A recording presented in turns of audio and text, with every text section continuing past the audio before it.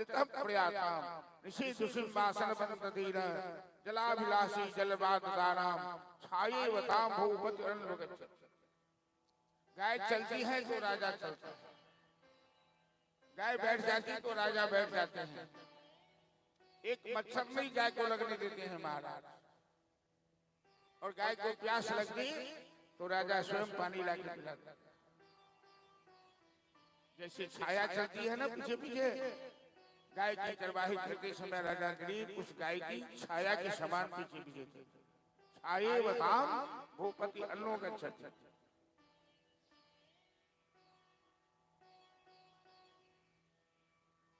गो माता ने दिलीप की परीक्षा ली। ये चरवाही कर रहा है स्वार्थ के लिए, इसके मन में सेवा भाव है। भगवान की सेवा हम लोग करते हैं ना, तो भगवान परीक्षा लेंगे तो हम सब फेल कर जाएंगे। तो अच्छा है कि भगवान परीक्षा नहीं लेते हैं, वो जानते हैं कि यहाँ तो सब विद्यार्थी फेल कर जाएगा, पूरा क्लास खाली हो जाएगा। भगवान परीक्षा लेते हैं तो कसौटी पे कष्ट देते हैं। भगवान की परीक्षा बड़ी कठिन होती है, बड़े बड़े ठीक नहीं पाते। राजा हरिश्चंद्र की परीक्षा हुई तो डोम के घर नौकरी करनी पड़ी। द्रौपदी ने कन्हैया से प्यार किया तो चीर हरण हो गया सभा में। चीर हरण की नौबत आई, हुआ नहीं। और सुदामा के बाल बच्चे भूखे मरने लगे। ये परीक्षा की घड़ी थी।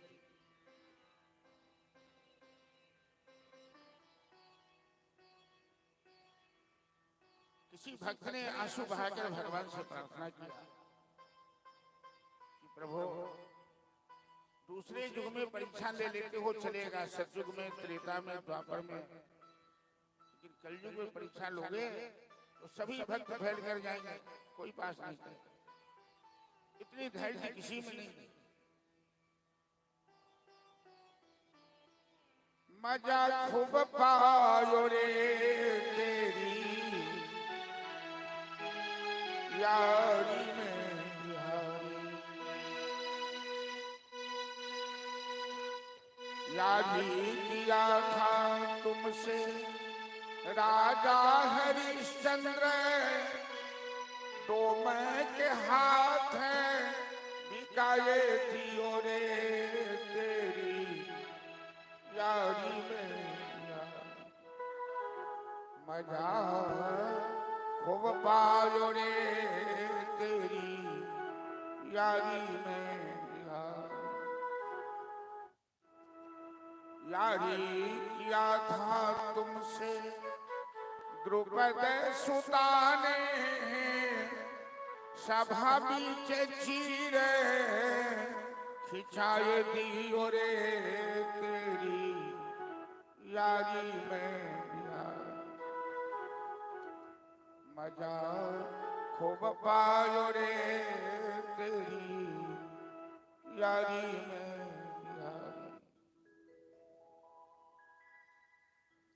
तो गौ माता ने राजा दिलीप की परीक्षा ली। मैं ये कहना चाह रहा हूँ कि हम लोग जो काम करते हैं, सेवा करते हैं, उसमें केवल स्वार्थ नहीं होना। भगवान यही परीक्षा लेते हैं कि स्वार्थ से करता है, इसके अंदर में सेवा भाव है। भगवान की सेवा सेवा भाव से करो, स्वार्थ से नहीं करो। स्वार्थ तो जानते हैं वो पूरा कर देते हैं बिना मांगे ही।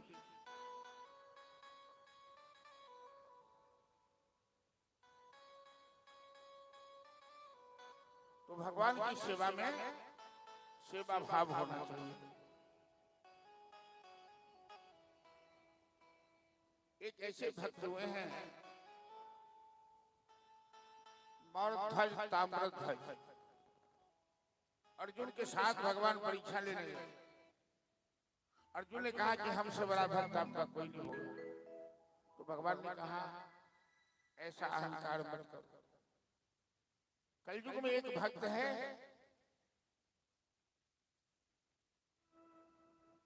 तो अर्जुन बन गए सिंह और कृष्ण बन गए साधु। एक भक्त यहाँ पहुंच गए मौर्धज के वहां अतिथि बन के अतिथि सत्कार करते थे। कहा मैं भूखा हूं, कहा महाराज आपका स्वागत है।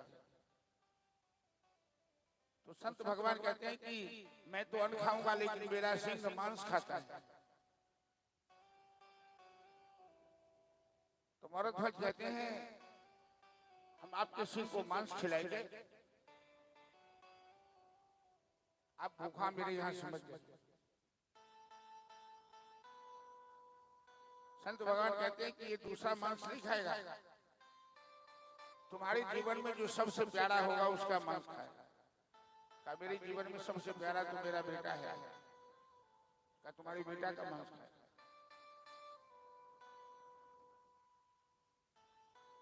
इसकी एक अलग कथा है। अपने बेटा को मारकर चीर करके मांस खिलाता, आड़ा लगाकर बेटा के मस्तक को चीरता है। पति पत्नी दोनों मिलकर और आंख से आंसू भी बहा और उसी मांस को थाली में परोसा। संत ने कहा तुमको भी खाना होगा, वरना हम भूखे चले गए। 4 थालियां लगी, एक सिंह के लिए, एक संत के लिए, 2 माता पिता के। और खाने पर बैठे तो कहते तुम्हें अपने बेटा को भी बुलाना हो।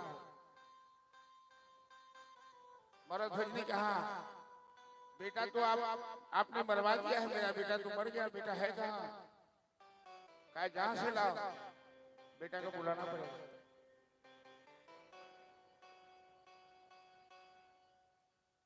संत ने कहा तुम बेटे के नाम लेकर पुकारो।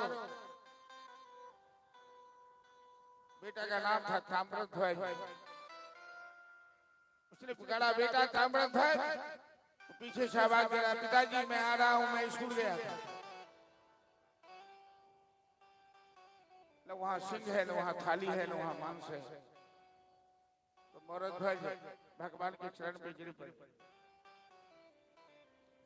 रोने लगे, कहने लगे प्रभु कलयुग में आप हमें एक ही वरदान दीजिए, ऐसी परीक्षा किसी भक्त की नहीं लीजिएगा, नहीं तो कोई भक्त नहीं टिक पाएगा आपकी परीक्षा। अर्जुन का मोह भंग हो गया। ये भक्त है कि पति पत्नी मिलकर बेटे को मार करके मांस खिला दिया सामने में, लेकिन एक अतिथि को भूखा नहीं जाने दिया। वहीं पर संतों ने, कवियों ने ये पद बनाया, तेरी यारी में बिहारी मजा खूब आई, खूब मजा। तुमसे यदि कोई यारी करता है, प्रेम करता है, तो तुम क्या करते हो?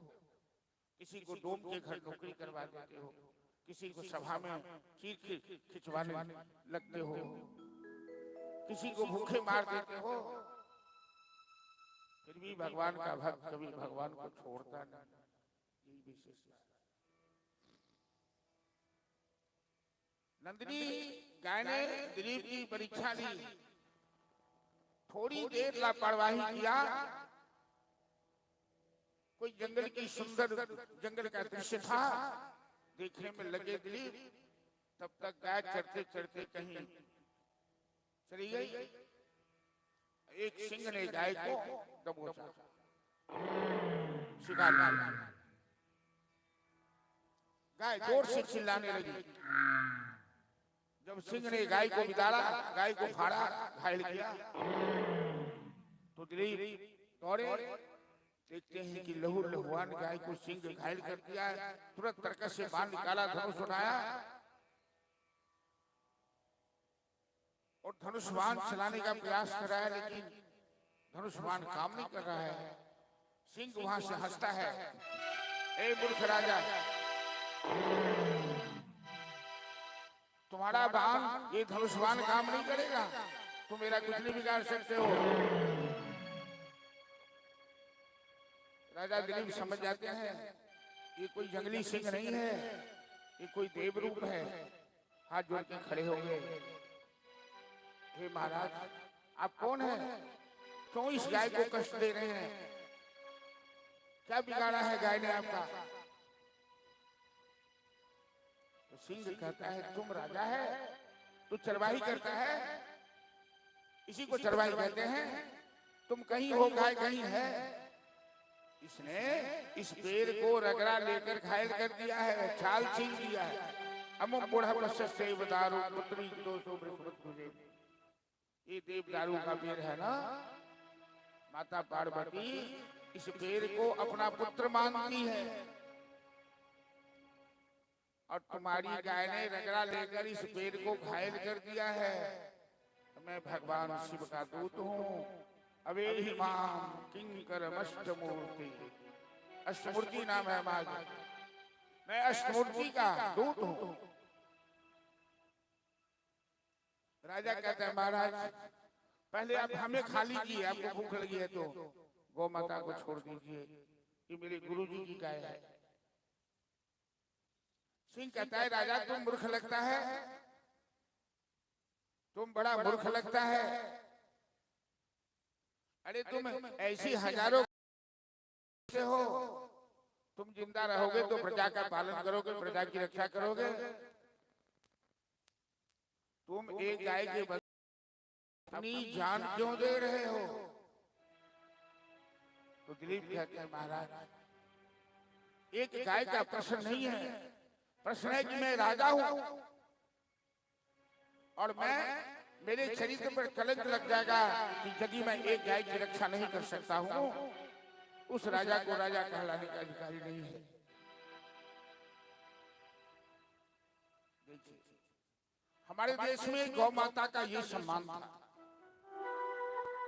कि राजे महाराजे एक गाय की रक्षा के लिए अपने प्राण तक की बाजी लगा देते। लेकिन दुर्भाग्य की बात है कि आज हमारे देश में रोज लाखों गायें कट रही हैं, और राजनीति सेकने वाले सब कहते हैं ये कोई गलत नहीं हो रहा है।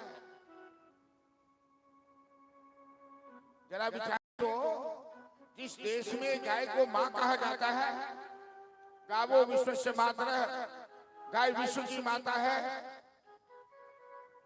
गाय का दूध पीकर हम बड़े होते हैं।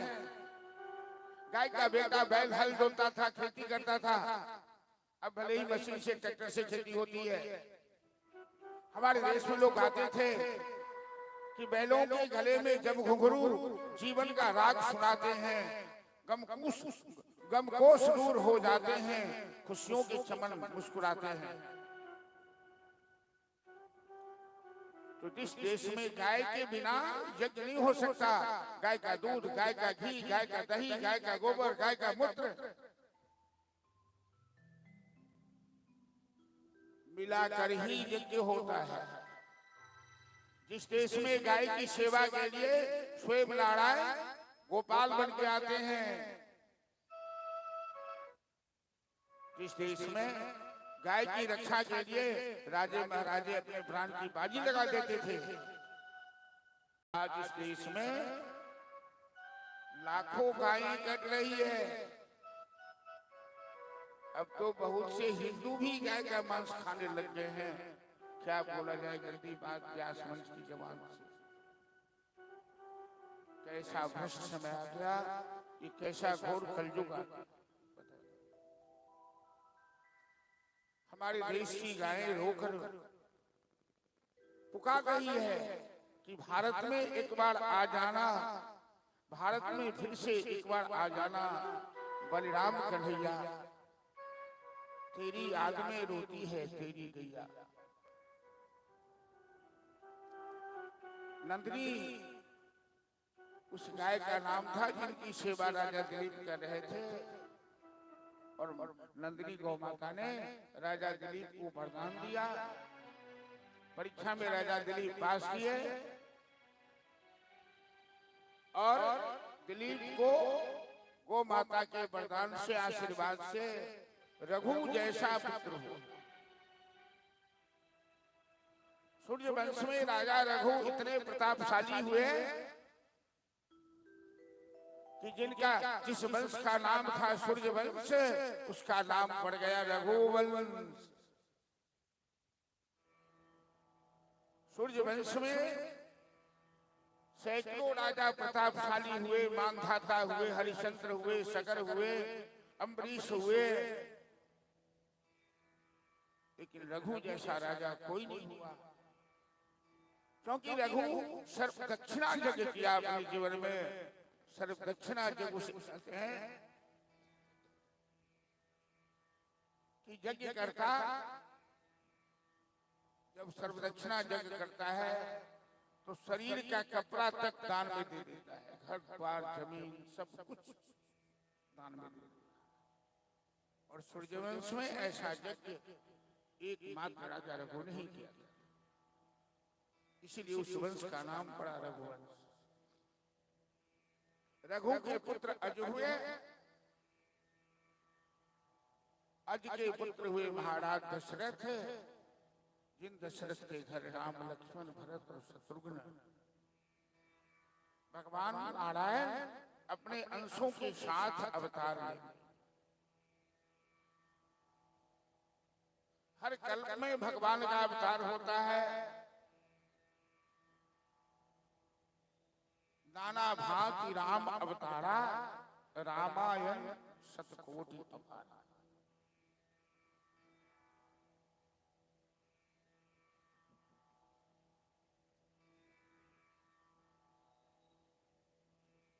राम अनंत है, राम के अवतार अनंत हैं, राम की कथा अनंत है, राम की लीला भी। ज्यादा अगरबत्ती धुआं नहीं जलेगी, कुछ दिखाई नहीं पड़ेगी।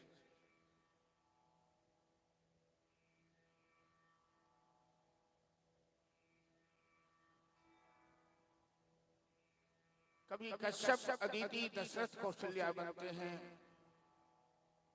कभी मनु, शत्रुपा, दशरथ, कौशल्या बनते हैं।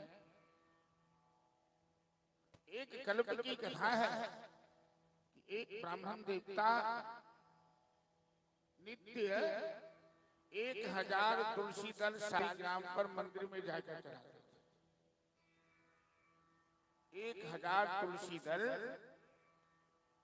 शालिग्राम के ऊपर अर्पित करते थे एक ब्राह्मण देवता। एक बार मंदिर के पीछे एक पिशाचनी रो रही थी।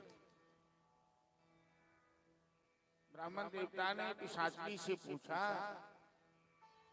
तुम कौन हो, क्यों रो रही हो? पिशाचनी ने कहा, हे विप्रदेव, मैंने अगले जन्म में अपने पति के साथ विश्वासघात किया। जिस पाप से हमें पिशाच योनि प्राप्त हुई है, आप 1000 तुलसी दल भगवान को नित्य अर्पित करते हो। यदि एक दिन का पुण्य आप हमें दे दें तो हमें इस पिशाच योनि से मुक्ति मिल जाएगी। ब्राह्मण देवता ने कहा, एक दिन का क्यों, मैं अपनी जिंदगी भर का पुण्य तुम्हें समर्पित करता हूं। गाय के गोबर से लीपकर उत्सर्ग कर। जहां त्याग होता है वहां परमात्मा का वास होता है, भगवान प्रकट हो गए। जहां स्वार्थ है परमात्मा वहां से दूर हो जाता है, और जहां त्याग है वहां परमात्मा का वास होता है। भगवान ने कहा, विप्रदेव, आपने अपनी जिंदगी भर की कमाई एक क्षण में दान में दे दिया है। आप जैसे त्यागी पुरुष हमें बहुत प्रिय है। मैं आपका पुत्र बनूंगा, आप अयोध्या के राजा दशरथ बनेंगे। और ये पिशाचिन आपकी धर्म पत्नी कौशल्या बनेगी। तो एक कल्प में वही ब्राह्मण देवता दशरथ और कौशल्या बन के अयोध्या में आए। महाराज दशरथ बड़े लोकप्रिय राजा थे। अयोध्या की प्रजा उनको पिता के समान मानती थी। और ये भी अयोध्या की प्रजा को पुत्र के समान, संतान के समान मानते थे। 60,000 वर्ष की उम्र हो गई महाराज दशरथ की। कलयुग में इतनी लंबी आयु नहीं होती है, त्रेता युग की बात। अभी तक कोई पुत्र नहीं है, एक पुत्री भी जन्म ली तो उसे दान में दे दिया किसी को ग्रह कराने के लिए। शांतानाथ की बेटी हुई थी जो अपने मित्र राजा रोमपाद को दी। 60,000 वर्ष की उम्र हो गई, दशरथ को पुत्र नहीं। अनब पुत्र की आवश्यकता समझते हैं, क्योंकि अयोध्या की सारी प्रजा पुत्र के समान ही तो है।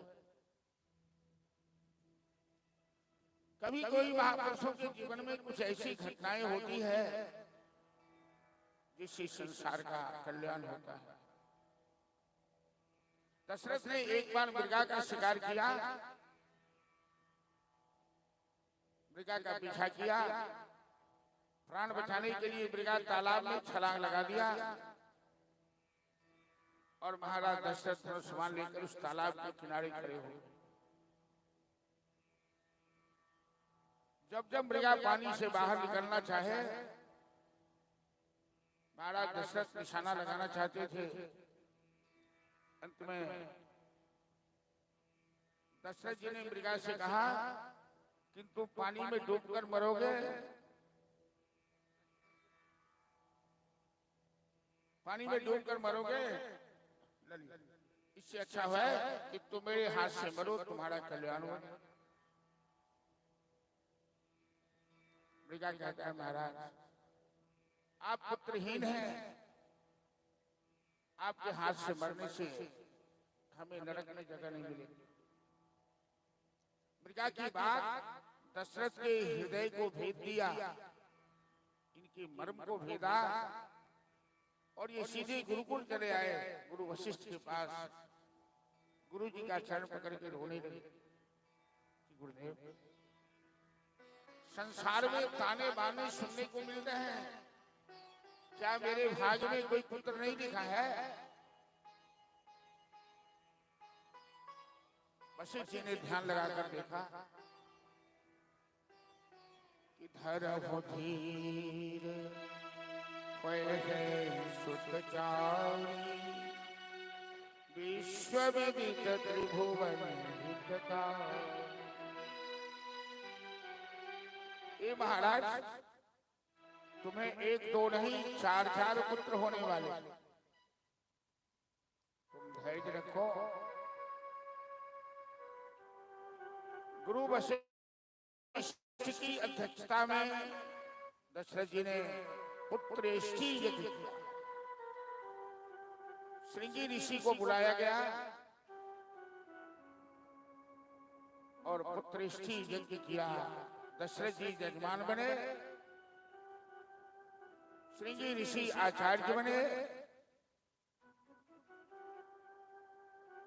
यजमान और आचार्य दोनों यदि योग्य होते हैं, पवित्र आत्मा होते हैं, तो यज्ञ सफल होता है। दशरथ जी भी बड़े निश्चल भाव के और श्रृंगी ऋषि भी बड़े पवित्र हैं। अग्निदेव प्रसन्न हो गए और स्वर्ण पात्र में, सोने के पात्र में खीर दिया प्रसाद के रूप में दशरथ के हाथ में। कहा ये प्रसाद ग्रहण करो। गुरु वशिष्ठ अत्यंत प्रसन्न हुए और महाराज दशरथ से कहते हैं कि तीनों रानियां में जाकर प्रसाद बांट दो, तुम भाग्यशाली हो महाराज, तेरे घर 4 पुत्र आने वाले हैं। आधा प्रसाद कौशल्या को दिया, आधे को 2 भाग कर सुमित्रा और कैकेयी को दिया। लेकिन कैकेयी कुछ नटखट स्वभाव की है, कर्कशा स्वभाव की है। कैकेयी के हाथ में प्रसाद पड़ा तो राजा से झगड़ा करने लगी। कभी भी धर्म पत्नी को ऐसी वाणी नहीं बोलनी चाहिए जिससे पति के हृदय को ठेस पहुंचे। कोई पत्नी अपने पति के दिल को दुखाती है, उसका परिणाम अच्छा नहीं होता। कई झगड़ने लगी कि तुमने हमें सबसे पीछे क्यों प्रसाद दिया और सबसे पहले कौशल्या को क्यों दिया। दशरथ जी को बड़ा कष्ट हुआ। बुढ़ापे में यज्ञ कर रहे हैं कि भगवान कुल दीपक जन्म देवी वंश की रक्षा हो जाए, और शुभ घड़ी में केकई झगड़ रही है। और केकई ने कर्कशा वाणी का प्रयोग किया तो परिणाम क्या हुआ? एक चील आया, केकई के हाथ से चील लेके उड़ गया। ये चील भी किसी ऋषि से शापित था। सुवर्चला नाम की एक अप्सरा थी, जिसने किस ऋषि को अपमानित किया, ऋषि ने शाप दिया। उस सुवर्चला ही चील बनी, केकई के हाथ से प्रसाद दिया। और हनुमान जी की माता अंजना देवी वृषभाचल पर्वत पर तपस्या कर रही थी, भगवान शिव की आराधना कर रही थी। चील ने पवन देव की सहायता से अंजनी के हाथ में वो खीर गिरा दिया। इसलिए हनुमान जी को शंकर सुवन केसरी नंदन कहते हैं। केसरी इनके पिता का नाम है। पवन देव ने इनके जन्म में सहायता की और भगवान शिव ने आशीर्वाद दिया। शिव का एकादश रूप ही हनुमान है। माता अंजनी के हाथ में प्रसाद गिरा, चिल्ल का उद्धार हुआ। अंजनी ने प्रसाद महादेव को का प्रसाद समझकर उसे ग्रहण किया। माता अंजनी गर्भवती हुई और अंजनी के गर्भ से हनुमान जैसे पुत्र का जन्म हुआ। केकई रोने लगी, वो भी प्रसाद जो था वो भी चला गया। तो कौशल्या बड़ी सहज स्वभाव की थी। कौशल्या ने अपने प्रसाद में से आधा केकई को दे दिया। कौशल्या जो करती थी सुमित्रा भी वही अनुकरण करती थी। तो माँ कौशल्या का अनुकरण करती थी सुमित्रा, तो लक्ष्मण भी राम का अनुकरण करने लगे। सुमित्रा ने भी आधा प्रसाद केकई को दिया।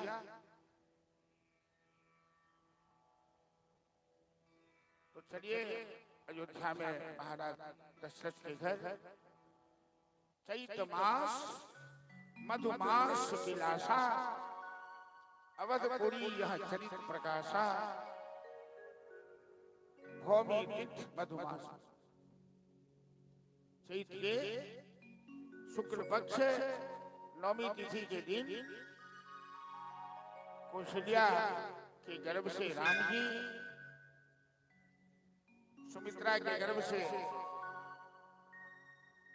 लक्ष्मण और केकई के गर्भ से भरत और शत्रुघ्न का जन्म होता है। 12 बजे दिन में सूर्य वंश में 1 महीना का दिन होता। अब पूरी अयोध्या में महाराज दशरथ को पुत्र हुआ। महाराज दशरथ की वंश की वृद्धि हुई। अयोध्या के लोग इतने प्यार करते थे, पूरी अयोध्या में धूमधाम से भगवान राम का जन्म महोत्सव मनाया जा रहा है। सभी लोग नाच रहे हैं, गा रहे हैं, झूम रहे हैं। और हम लोग भी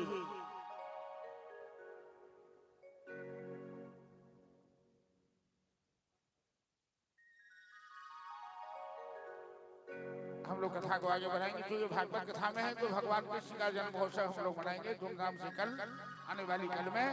लेकिन अभी भगवान राम का जन्म हुआ तो एक राम जी के जन्म पर हम लोग भजन सुनो करें। राम जी के जन्म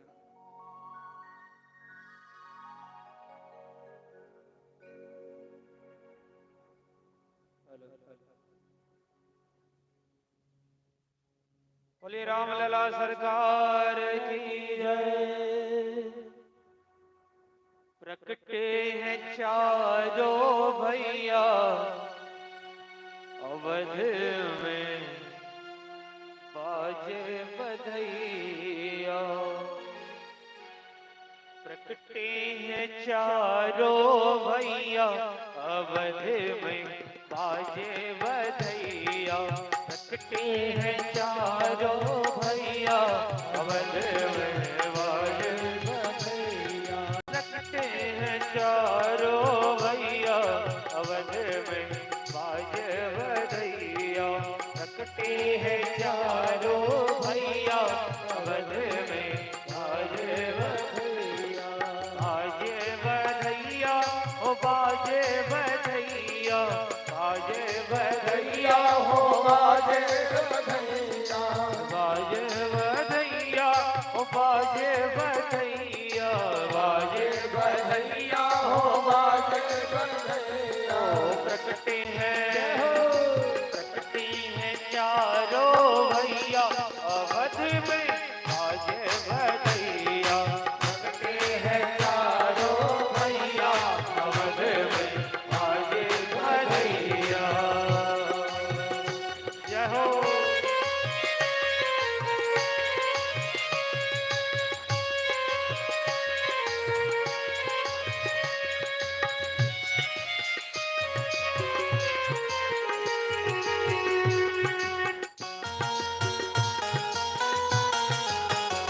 हरि बोल। प्रेम से ताली बजाते हुए।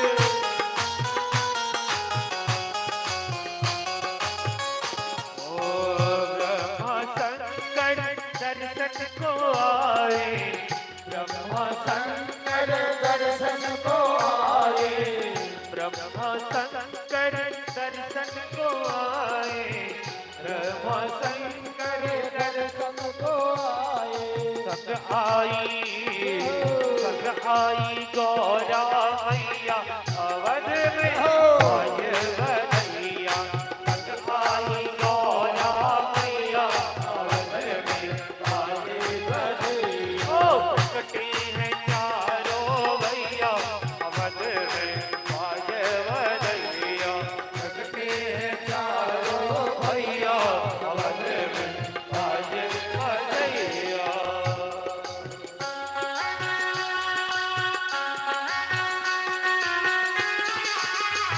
जय हो।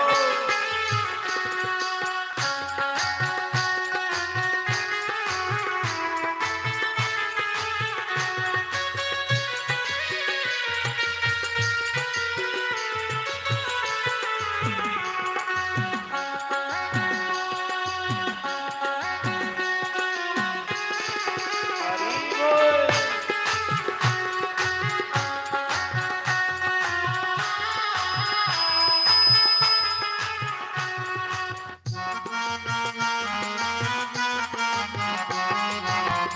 जय हो।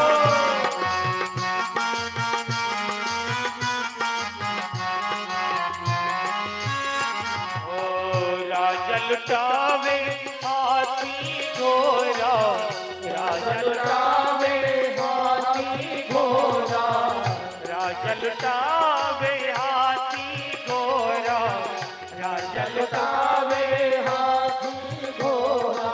दान करे लाखों भैया अवध में बाजे बधैया। दान करे लाखों भैया अवध में बाजे बधैया। प्रकटे हैं चारों भैया अवध में बाजे बधैया। प्रकटे हैं चारों भैया अवध में बाजे बधैया।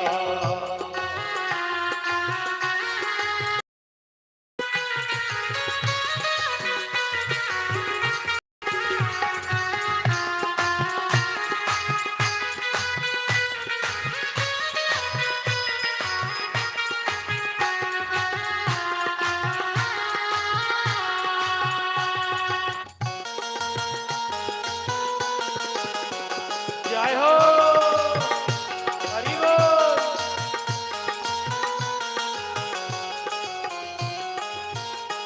ओ अवधपुरी में आनंद छायो, अवधपुरी में आनंद छायो, और धर्मपुरी में आनंद छायो, धर्मपुरी में आनंद छायो है। आज आए रघुरैया अवध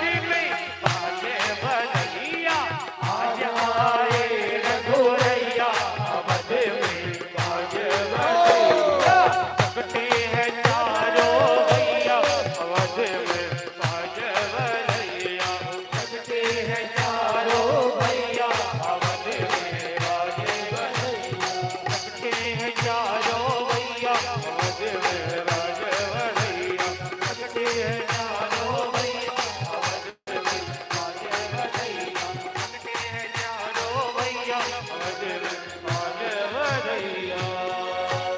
रावण सरकार की जय।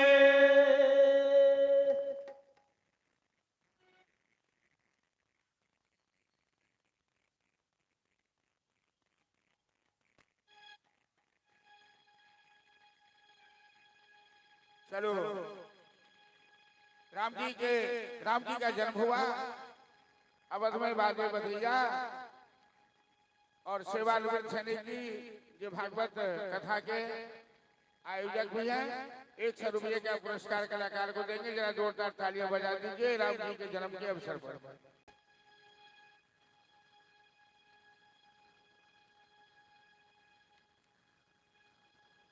अयोध्या में एक और भजन, इसके बाद हम इस कथा को फिर आगे बढ़ाएंगे, क्योंकि राम जी का मुख्य रूप से आज ससुराल में चलकर उनका स्वागत करना है।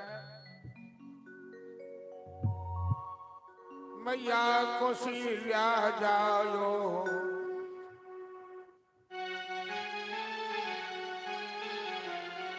आज पूरी अयोध्या नगर में, गली गली में, नगर नगर में इस बात की शोर मची है, इस बात का हल्ला हो रहा है कि यशोदा ने, कौशल्या ने सुंदर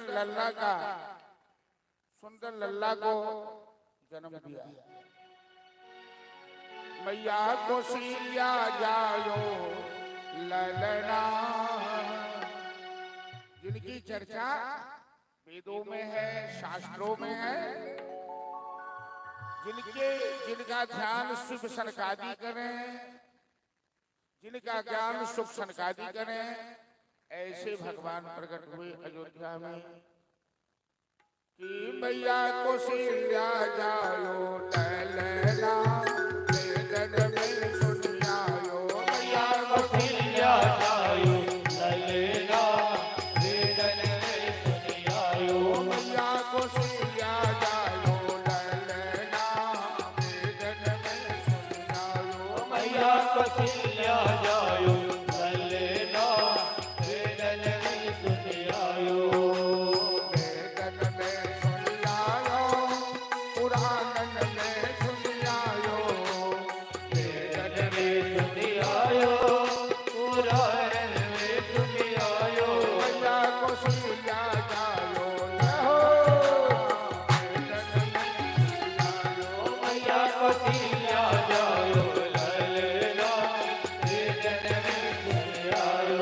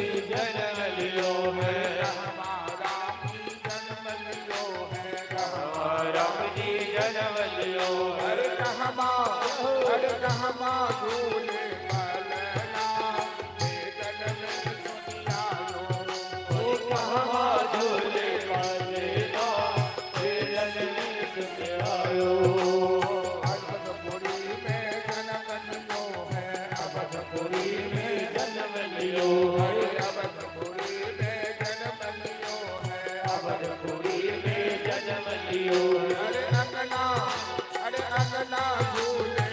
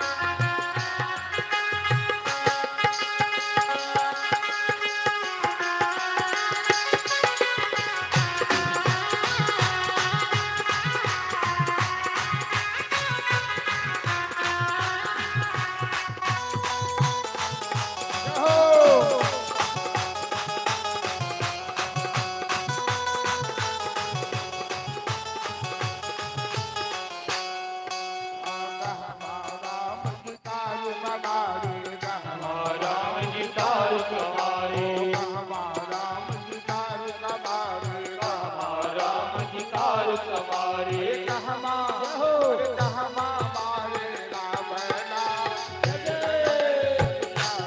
ओ कहमा मारे रावणा तेरे में सुन आयो बक्सर राम की दारू कमारे बक्सर राम की हाल कमारे बक्सर राम की दारू कमारे बक्सर राम की हाल कमारे लंका लंका मारे रावणा जगत में दुनिया ओ लंका मारे रावणा तेरे में सुन आयो को सिया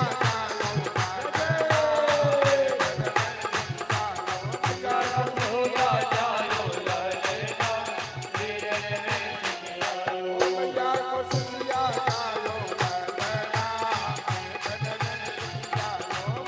को सैया जायो ललना तेरे में सुन आयो बोला बड़ा सरकार की जय। पूरी अयोध्या में,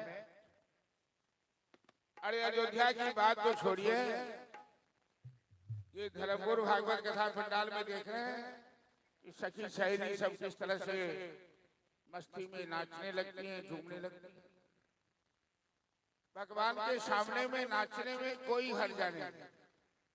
जो भगवान के सामने ताली नहीं बजाता, दुनिया उसके नाम पर तालियां पीटती है। जो भगवान के सामने नहीं नाचता, तो भगवान उसे दुनिया में नचाकर छोड़। एक नचाना होता है परेशान कर, एक नाचना होता है भक्ति भाव व्यक्त कर। राम जी की बाल लीला हुई, बच्चों के साथ ऐसा ऐसा आचरण, ऐसी ऐसी लीला की जिससे माता पिता को आनंद प्राप्त हो।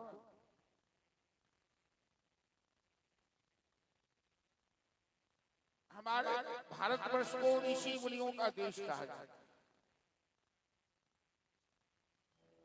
हमारे देश में विश्वामित्र नाम के ऋषि, ऐसे वैज्ञानिक, ऐसी तत्ववेत्ता, ऐसी शक्तिशाली, विश्वामित्र ऋषि को क्रांतिकारी कहा जाता है, जिन्होंने दूसरी सृष्टि बना दी, दूसरे ब्रह्मांड की रचना की।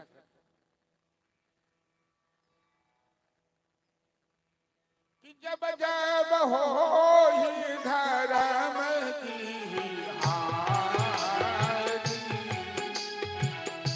बाढ़ असुर अधर्म अभिमानी, तब तब धर प्रभु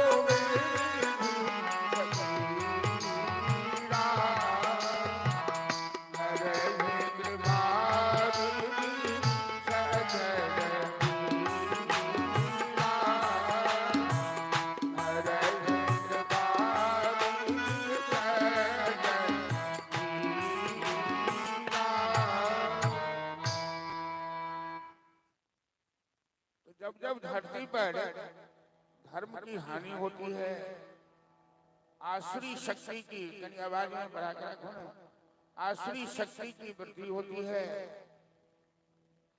तो भगवान का अवतार होता है धर्म की स्थापना के लिए, अधर्म एवं अधर्मियों का विनाश करने। तो रावण का आतंक तीनों लोक में फैला, अति भ्रष्टाचारा भाषण सारा, धर्म सुनिए नहीं काना, तही देश निकास ही बहु विकास जी कह गए। ऋषि विश्वामित्र परम सिद्ध, बड़े शक्तिशाली हैं, सिद्धाश्रम में वक्षर में निवास करें। जब धरती ऋषि सब क्षीर सागर के पास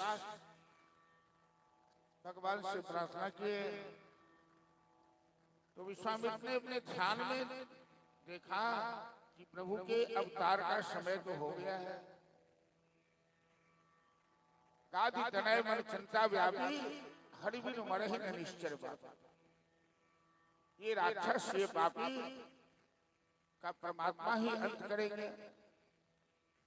वो अपनी समाधि में भगवान का अवतार अयोध्या में हुआ, इस बात को समझ गए। तुरंत वहां से सरजू का स्नान कर अयोध्या आए।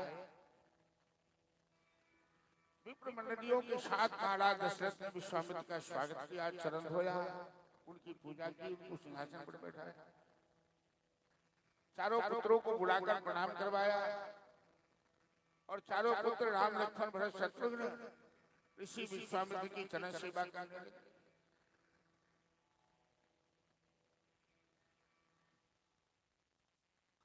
पुनि चरण में लो सुख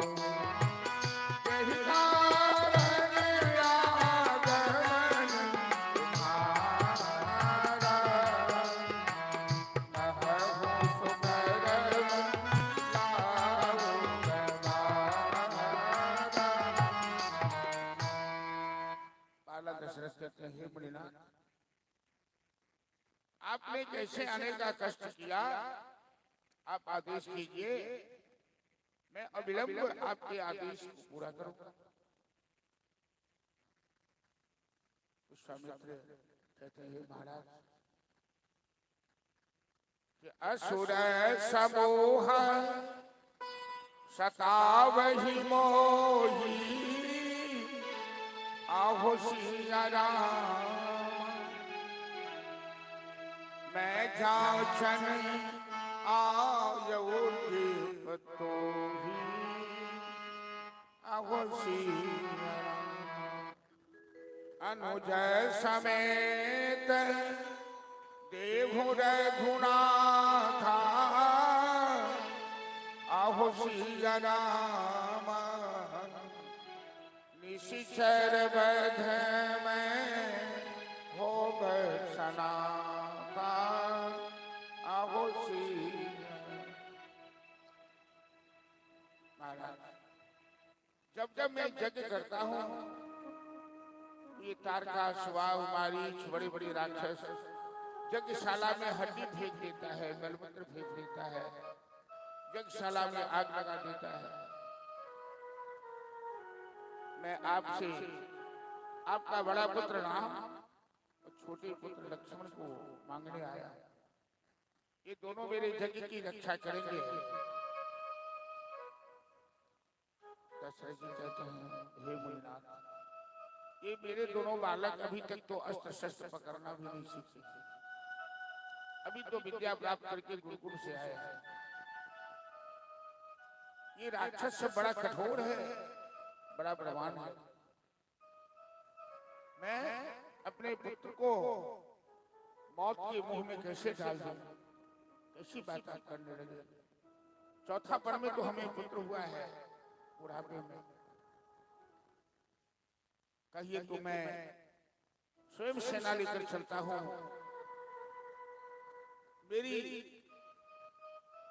मेरे प्राण मांग लीजिए, देह मांग लीजिए, स्वराज साम्राज्य मांग लीजिए, लेकिन मैं राम नहीं दे सकता।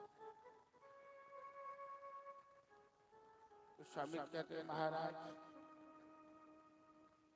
तुम बुढ़ापे में लड़ोगे, जानते हो कि तारका स्वभाव मारीच है को, ये सब रावण का दूत है और रावण से लड़ने की सामर्थ्य तुम में है। इसलिए सहर्ष में राम लक्ष्मण को दे दो। विश्वामित्र ने थोड़ा सा बनावटी क्रोध भी किया, क्योंकि ये ऋषि संसार का कल्याण चाहते हैं। इस संसार से आतंकवाद को समाप्त करना चाहते हैं, और ये आतंकवाद तभी समाप्त होगा जब विश्वामित्र के साथ राम होंगे। राम अपने हाथ में धनुष बाण उठाकर निश्चर नाश करने की प्रतिज्ञा करेंगे, संकल्प करेंगे। राम वो वीर पुरुष है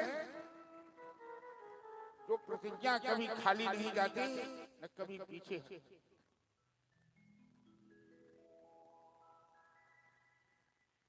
पुत्र मोह के कारण दशरथ जी ने तो ना कहा, लेकिन उनके गुरु बड़े ज्ञानी हैं वशिष्ठ जी ने समझाया कि राम लक्ष्मण को विश्वामित्र को दे दो, इसी में भलाई है सबकी।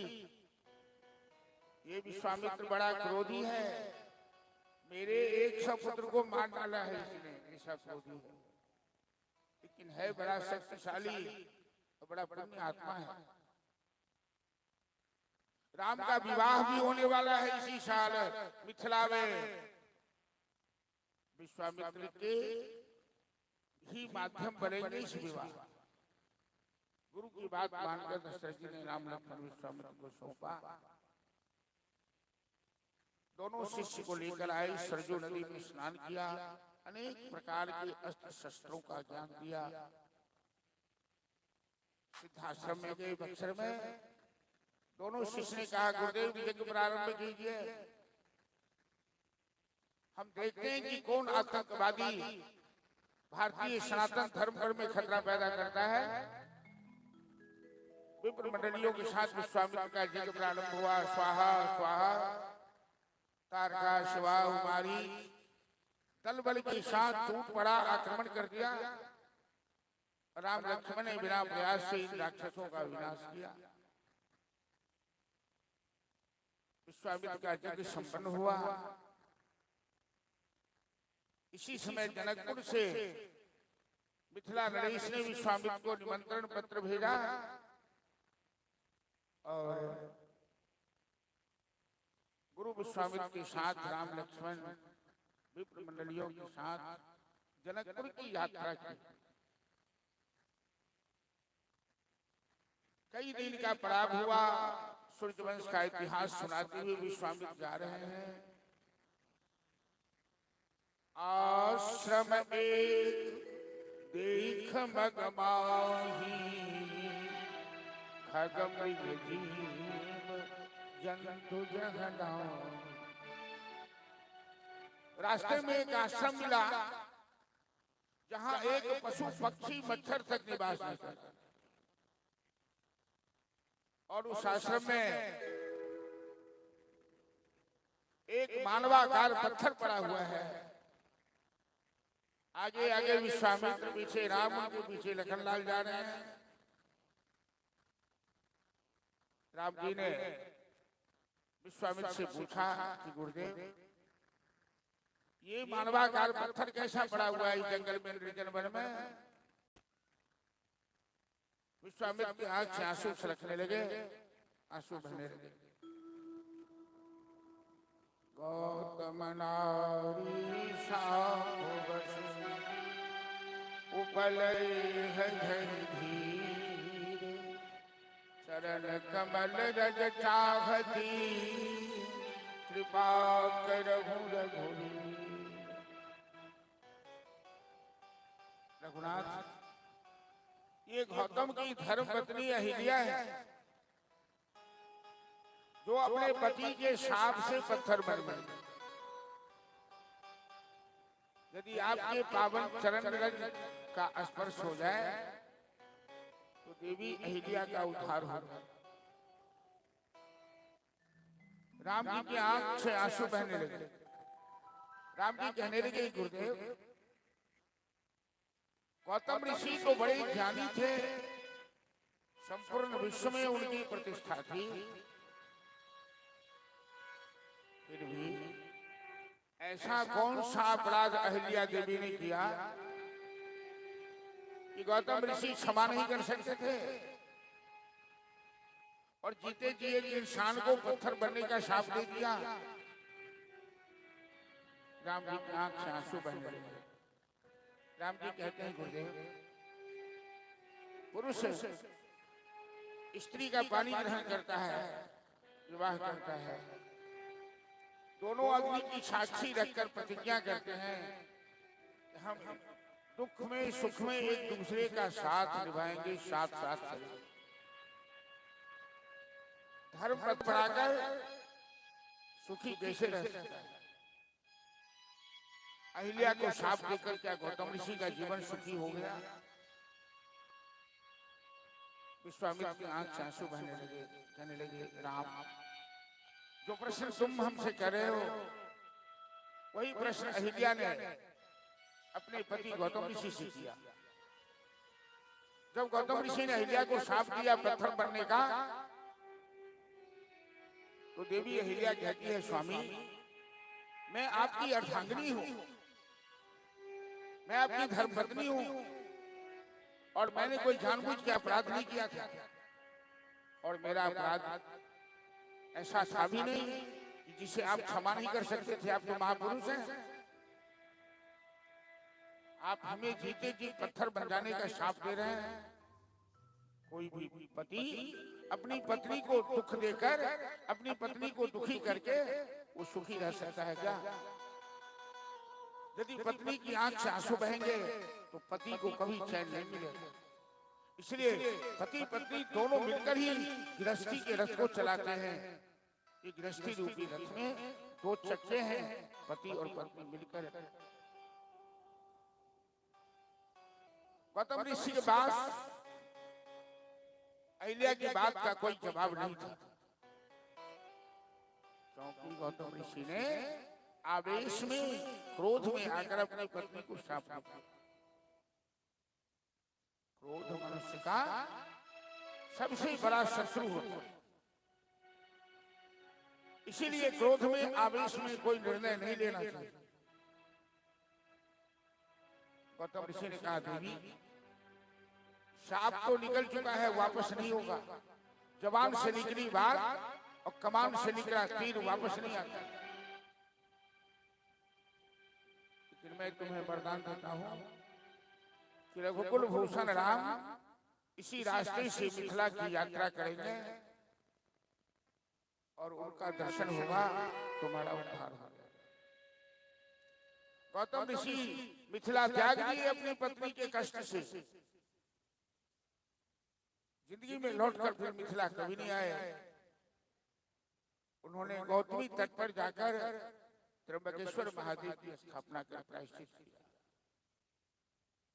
राम, तेरे चरण का रथ यदि भर जाए तो अभागिनी अहिल्या का उद्धार हो जाएगा। हवा का झोंका उठा, राम के चरण की धूल कण उड़कर अहिल्या के ऊपर पड़ा। बोल श्याम रामचंद्र की जय।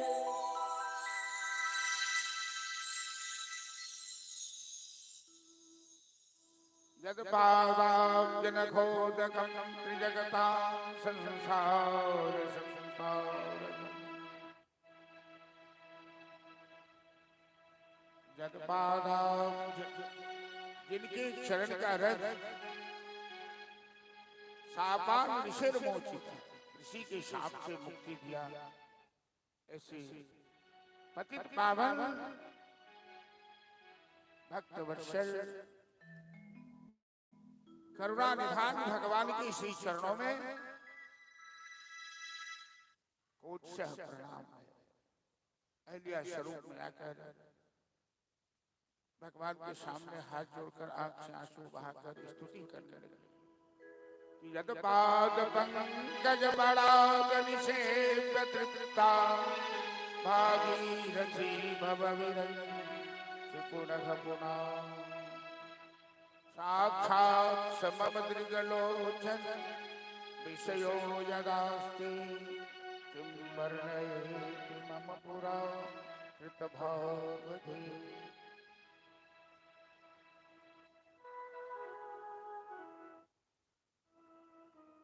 और शतपथ पावन शोक नशावन प्रगट भई तप पुण्य सही देखत रघुनायक जन सुखदायक सन्मुख हुए घर जोड़ी रही।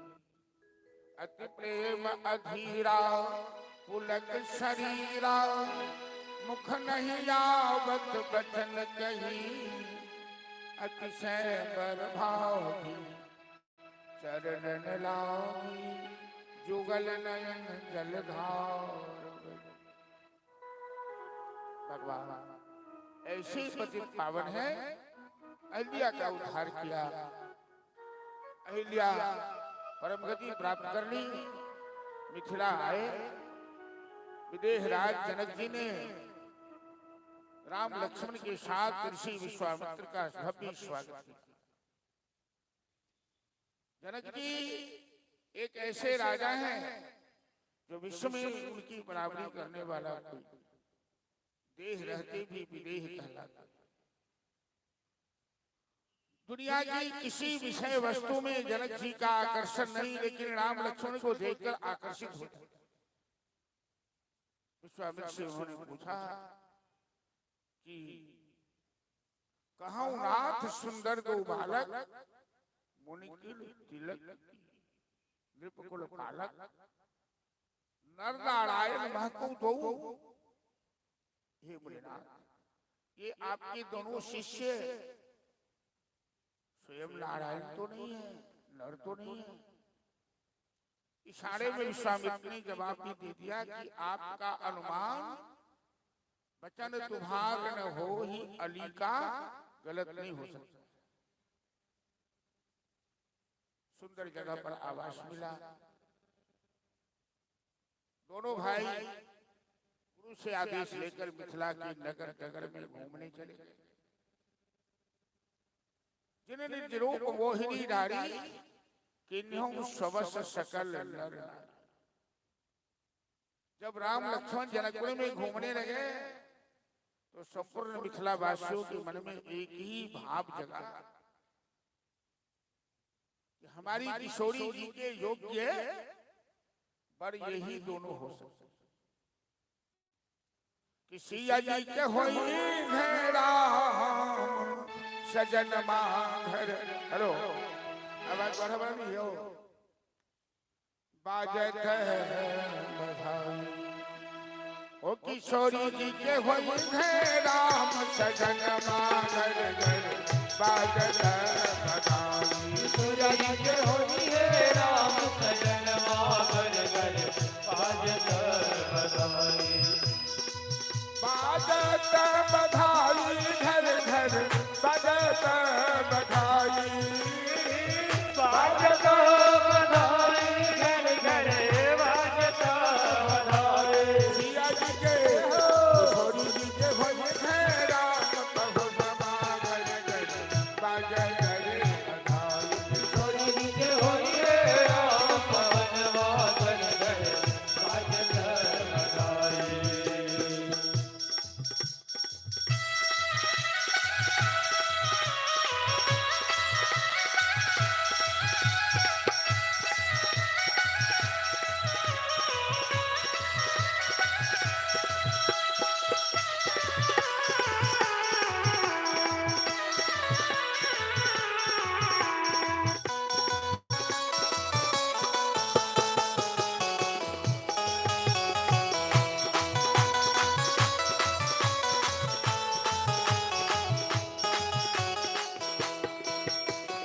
गली गली में बालक उछले, गावे देने ताली।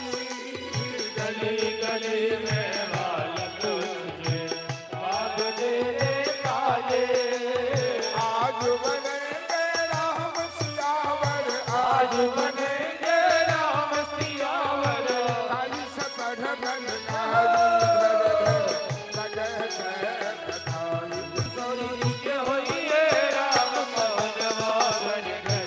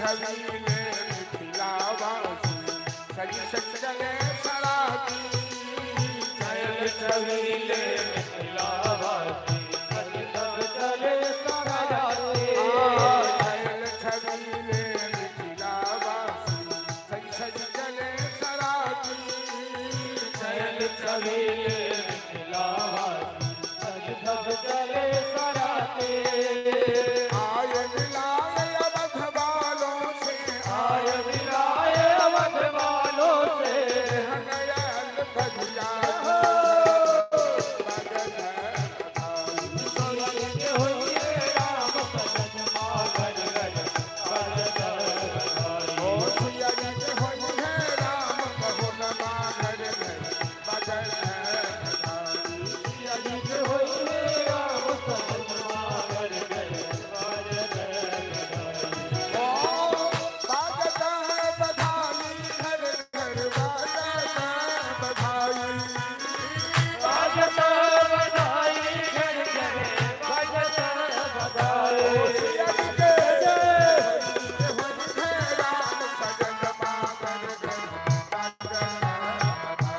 सिया जी के होइए राम सजन मागर गज भजन बधाई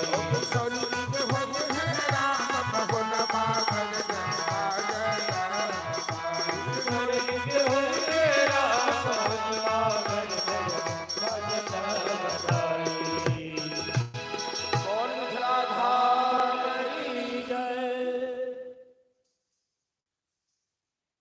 प्रातःकाल जनक जी की वाटिका के मुकाबले में दुनिया में कोई वाटिका नहीं। त्रिलोक विजेता लंकापति रावण की भी अशोक वाटिका जनक की वाटिका के सामने भीगी थी, तुच्छ थी, जहाँ 12 महीना वसंत ऋतु का वास था। उस वाटिका में सुंदर गिरिजा का मंदिर था, सुंदर सरोवर था, सुंदर पक्षियों का वास था, शीतल मंद सुगंध वायु चल रही थी। गुरु जी की सेवा के लिए वाटिका से राम लक्ष्मण फूल लेने गए और जानकी सहेलियों के साथ गिरिजा पूजा करने आई। राम जी की उम्र है 16वां साल में और जानकी की उम्र है 9 साल। जानकी साक्षात आदि शक्ति जगदम्बा धरती की पुत्री है। राम साक्षात परम ब्रह्म परमेश्वर है, शक्ति और शक्तिमान है। शक्ति स्वरूपा जानकी, शक्तिमान श्री राम है। शक्ति और शक्तिमान दोनों मिलकर जब तक एक नहीं होते तब तक ब्रह्म पूर्ण नहीं होता, ब्रह्म भी अपूर्ण रहता है। गिरिजा पूजा के पश्चात राम जानकी का प्रथम साक्षात्कार उसी फुलबाड़ी में होता है। इसलिए हमारे शास्त्रों में राम कथा में फुलबाड़ी प्रसंग का बड़ा ही महत्व है। फुलबाड़ी प्रसंग का महत्व इसलिए है, यहाँ शक्ति और शक्तिमान दोनों मिलकर एक होते हैं। और राम जानकी की प्रथम मुलाकात उस फुलबाड़ी में होती है। प्रकृति मुस्कुराने लगती है, कोयल कजरी राग आलापने लगती है। भजन के माध्यम से श्रवण कीजिए कि राम सिया के मधुर मिलन से फुलबाड़ी मुस्काए, कोयलिया कजरी गाए।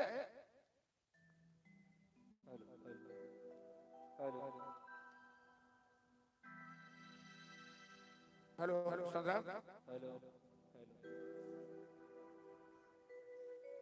श्री राधे हेलो श्री राधे बोल सियावर रामचंद्र की जय। राम सिया के मधुर मिलन से फुलवारी मुस्काए, कोयलिया कजरी गाए, कोयलिया कजरी गाए, कोयलिया कजरी गाए, कोयलिया कजरी गाए।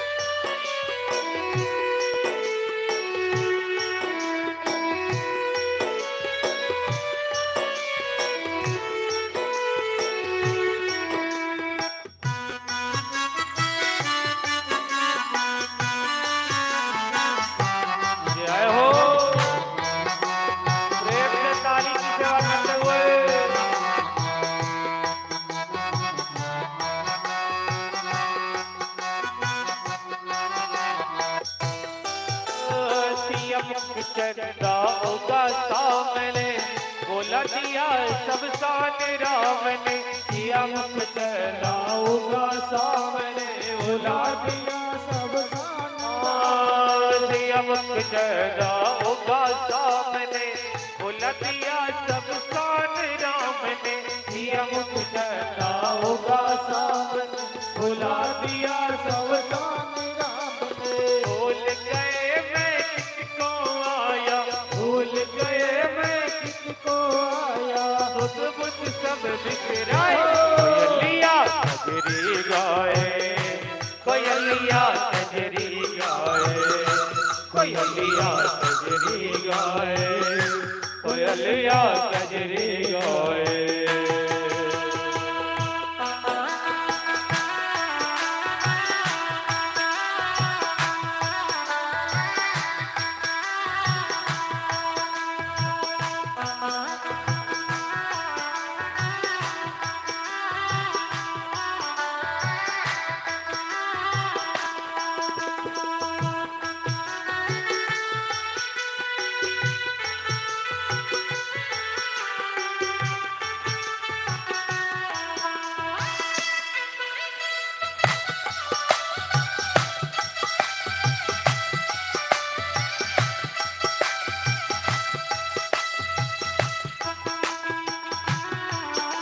जय हो।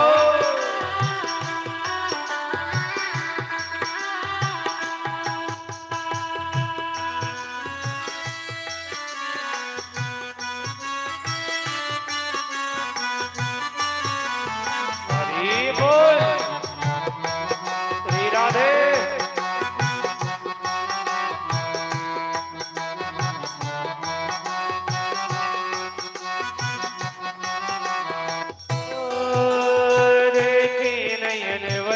घबराए लगी भी हंसने दसों दिशाएं।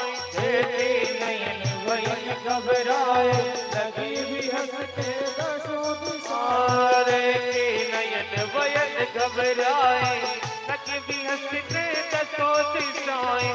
देखी नयन वयन घबराए लगी भी हंसने दसों दिशाएं। नयन वयन ने गति मत त्यागी, नयन वयन ने मन बिन मोल गाए, कोयलिया कजरी गाए, कोयलिया कजरी गाए, कोयलिया कजरी गाए, कोयलिया कजरी गाए। राम सिया के मधुर मिलन से, राम सिया के मधुर मिलन से, बोलवा हरि मुस्काए, कोयलिया कजरी गाए, कोयलिया कजरी गाए, कोयलिया कजरी गाए, कोयलिया कजरी गाए, कोयलिया कजरी गाए, कोयलिया कजरी गाए, कोयलिया कजरी गाए, कोयलिया कजरी गाए। बोल मिथिला धाम की जय।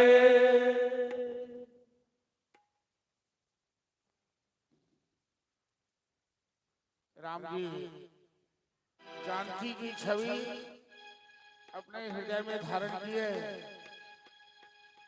और जानकी राम की छवि अपने हृदय में धारण की। पुनः गिरिजा माता की पूजा की और माता गिरिजा ने मूर्ति से माला गिराकर जानकी के आंचल में आशीर्वाद दिया। मन जाहि राजो मिलहु सोबर, सहज सुंदर श्याम। परम सामर्थ्यवान गुरु विश्वामित्र ने राम लक्ष्मण को वरदान दिया कि सुफल मनोरथ होई। राजा जनक ने स्वयंवर का आयोजन किया है। देश देशांतर के राजा महाराजे वहां पधारे हैं। रंगशाला में सभी राजाओं के लिए अलग अलग मंच बना हुआ है। उनमें सबसे एक ऊंचा सब मंचनते मंच सुंदर सुखद विशाल विश्वामित्र राम लक्ष्मण के लिए बना है। मिथिला नरेश ने राम लक्ष्मण के साथ विश्वामित्र को उस मंच पर विराजमान कराया। राम जी जैसे ही मंच पर विराजमान हुए, उनके तेज के सामने सभी राजाओं का तेज हरण हो गया। ठीक उसी तरह जिस तरह सूर्योदय होते ही सारे नक्षत्रगण आसमान में विलीन हो जाते। दो प्रकार के राजा उसमें आए हुए हैं, कुछ सद्विचार वाले हैं, कुछ दुष्ट विचार वाले हैं। दुष्ट विचार के राजा के ऊपर तो तुषारापात हो गया, बर्फ गिर गया। राम को देखते ही ईर्ष्या से सभी जलने लगे। जो सद्विचार वाले राजा हैं, सबने राम और जानकी को प्रणाम किया। समझ लिया कि राम जानकी की जोड़ी तो बनी हुई है, ये दोनों मनुष्य नहीं है, ये दोनों साक्षात आदि शक्ति परमपिता परमेश्वर। जनक के आदेशानुसार बंदीजन ने घोषणा की,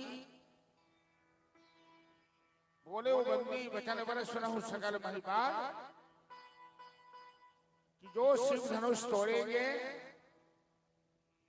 मिथिला नरेश विश्व विजय कीर्ति स्वरूपा जानकी का विवाह उसी भाग्यवान के साथ। घोषणा सुनते ही अविवेकी राजा, क्योंकि जिनके कछु विवेक मन माही, चाप समीप महीप। जिन राजाओं के अंदर थोड़ा भी ज्ञान था वो धनुष के पास नहीं गए, बाकी दौड़ पड़े, टूट पड़े। जैसे कोई खिलौना है उठाकर तोड़ देंगे।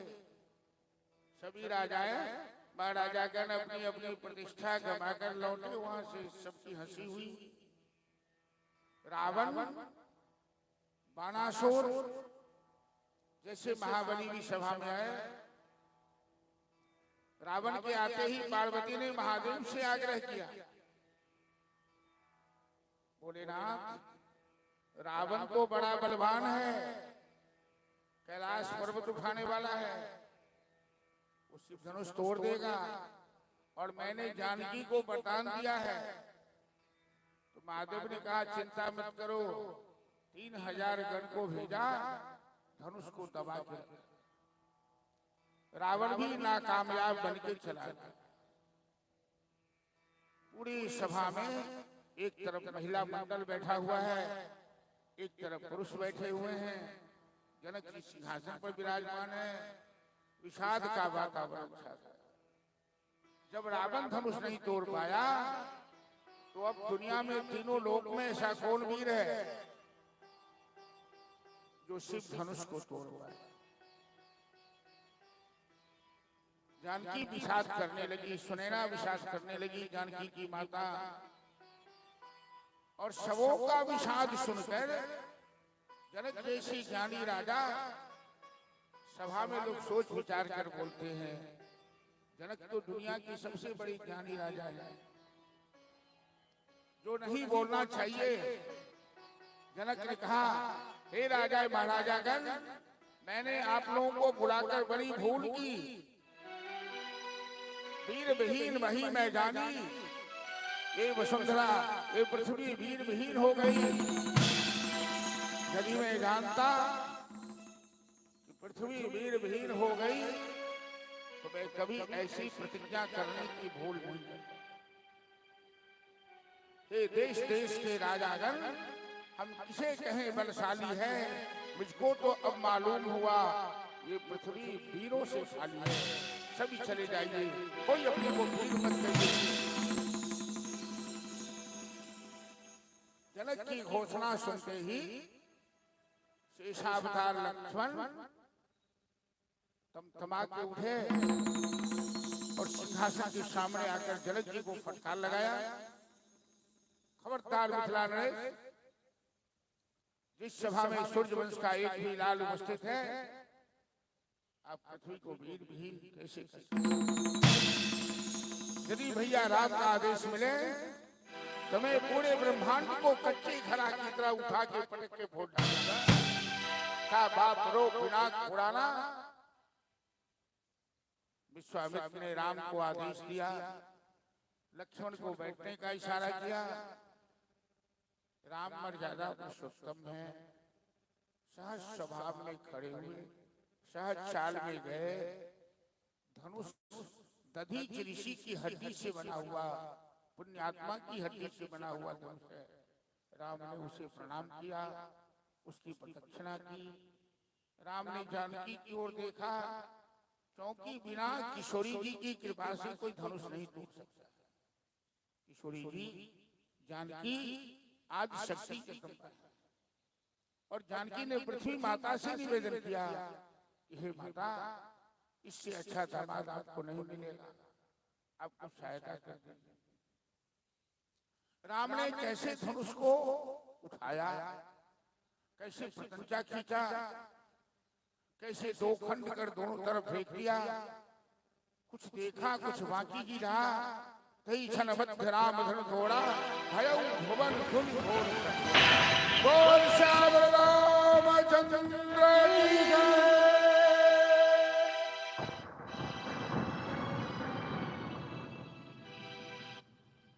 ठंडा में अब आजो ठंडा जल से लोग ना आ सब के जयकारो नहीं निकली है मुंह से।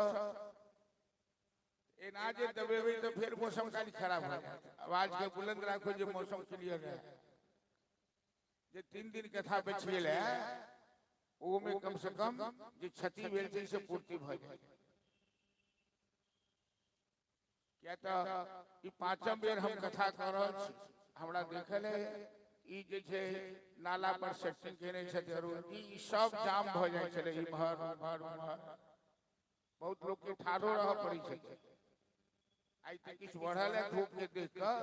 अब काल भगवान जे करथिन से हेतै। लेकिन अहाँ सब जखन जयकारा होय तो नारा के बुलंद रख। नेता सब के नहीं देखे छियै, कहै छै नारा बुलंद रखो। तो राम जी धनुष तोड़ दिए। आवाज सुनकर ही लोगों को पता लगा कि धनुष टूट। उठाते तोड़ते किसी ने देखा, बड़ी जोर की गर्जना। महिला सबके अंदर तब बुझूझे प्राण लौट गेले।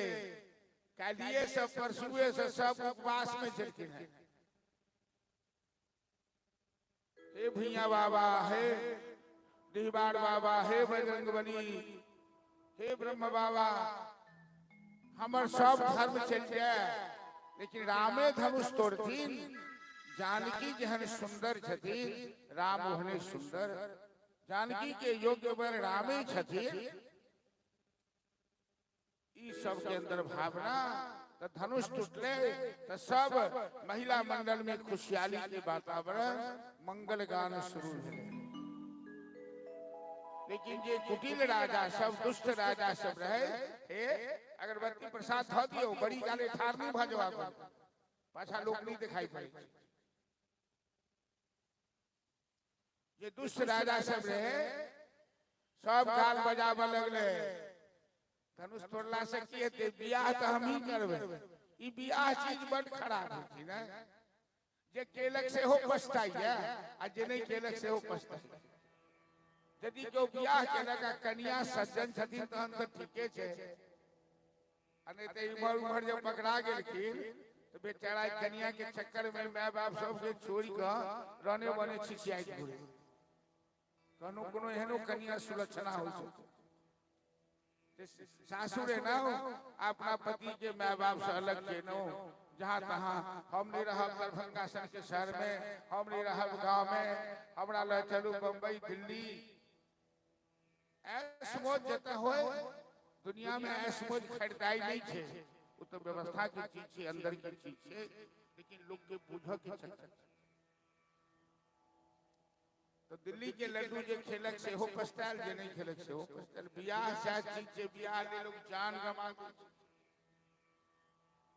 सब राजा की कहलन कि दोनों भाई के बांध देबे कुत्ता ले आका, बियाह हम ही सब जबरदस्ती कर। तो किछु राजा कहल के जे लड़की ते एकेटा छे, एते राजा बियाह के करबे। करके नहीं बुझलिए, हम सब आपस में लड़ाई कर, जे जिंदा रहते से ब्याह करते, जे मर जेते से मर जा, ब्याह ले मर जेते तो मर जा, ब्याह करवे अरे मरिए जब तो ब्याह के कर, तो मुर्दा कहीं ब्याह कर। अब जखने राजा सब काना फूसी करे लगले, दोनों भाई के बांध देवे तो महिला सब के डर लग गए। राम लक्ष्मण से देखो में छोटे छोटे छथिन, भगवान के माया से बुद्धि मोहित, ई नहीं बुझलखिन सब कि 10-10 हजार राजा ये धनुष के नहीं उठा सकते, राम जी एक ही हाथ से उठा ले। एक मतलब है कि जते राजा में शक्ति थे राम जी के कनौसियों के बराबर में छे, राम जी अकेले काफी छथिन, तो सबके डर भ गए। अब मैथिली भाषा जब उस समय में रह लेते कहीं, तो सब खूब गाड़ी पढ़ने हेते राजा के, सरदुआ कहने हो, टुटकिया कहने हो, जे किस कहने, लेकिन गाय जरूर पढ़ने थे महिला सब, की सब चलियो न जाए। राम जी कहलखिन अहाँ सब चिंता नहीं करू, हमरा अपने ऑपरेशन करब। तो राम जी के प्रेरणा से की भेले कि तहिया बसर सोने से बाधलो, आये वो भेदो मोल विमल भगंता, कहा जर जन कधनु सती तोरा, सहस बाहुचरण तोरी मोरा, सहस बाहुचरण तोरी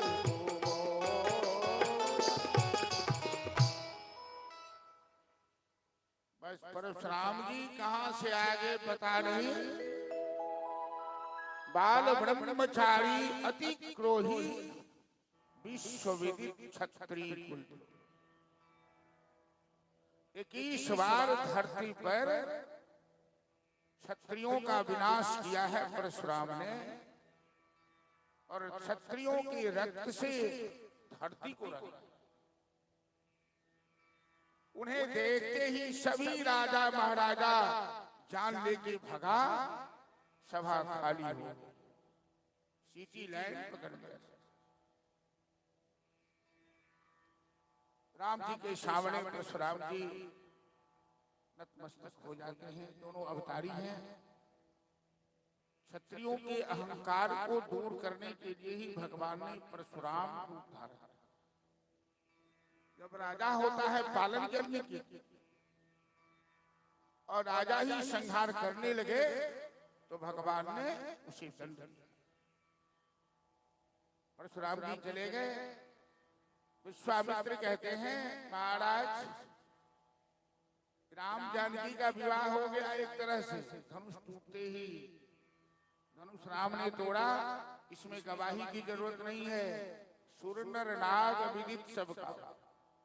धनुष टूटने से इतनी आवाज हुई कि देवता यक्ष गंधर्व किन्नर सब समझ। लेकिन ये विवाह तभी संपन्न माना जाएगा जब महाराज दशरथ जी सुंदर लगन मुहूर्त में बाराती लेकर आएंगे मिथिला, राम जानकी का। मिथिला की परंपरा के अनुसार वैदिक रीत से विवाह संपन्न।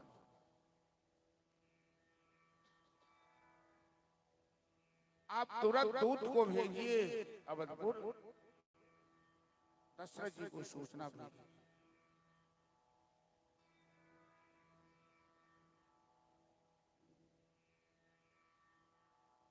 जनक जी मिथिला से दूत को भेजे अयोध्या। पहले जमाना में दूत के काज अखनो बेसी तक नाई करे, अब मनुष्य में नाई सबसे ज्यादा चालाक होय छै। दूत ओकरा से बात बनाबा में क्यों नहीं सकते। जनक मिथिला के दूत दशरथ जी को सूचना दिया। दशरथ जी खुशी खुशी, इतना बड़ा शुभ समाचार देने वाला दूत, राम ने तारकासुर को मारा, राम ने अहिल्या का उद्धार किया, जिस धनुष को रावण बाणासुर भी नहीं तोड़ पाया, राम ने धनुष तोड़कर जानकी से विवाह की योग्यता प्राप्त की है। मिथिला के राजा जनक जी हमारे समधी होंगे और मिथिला हमारा समझाना होगा।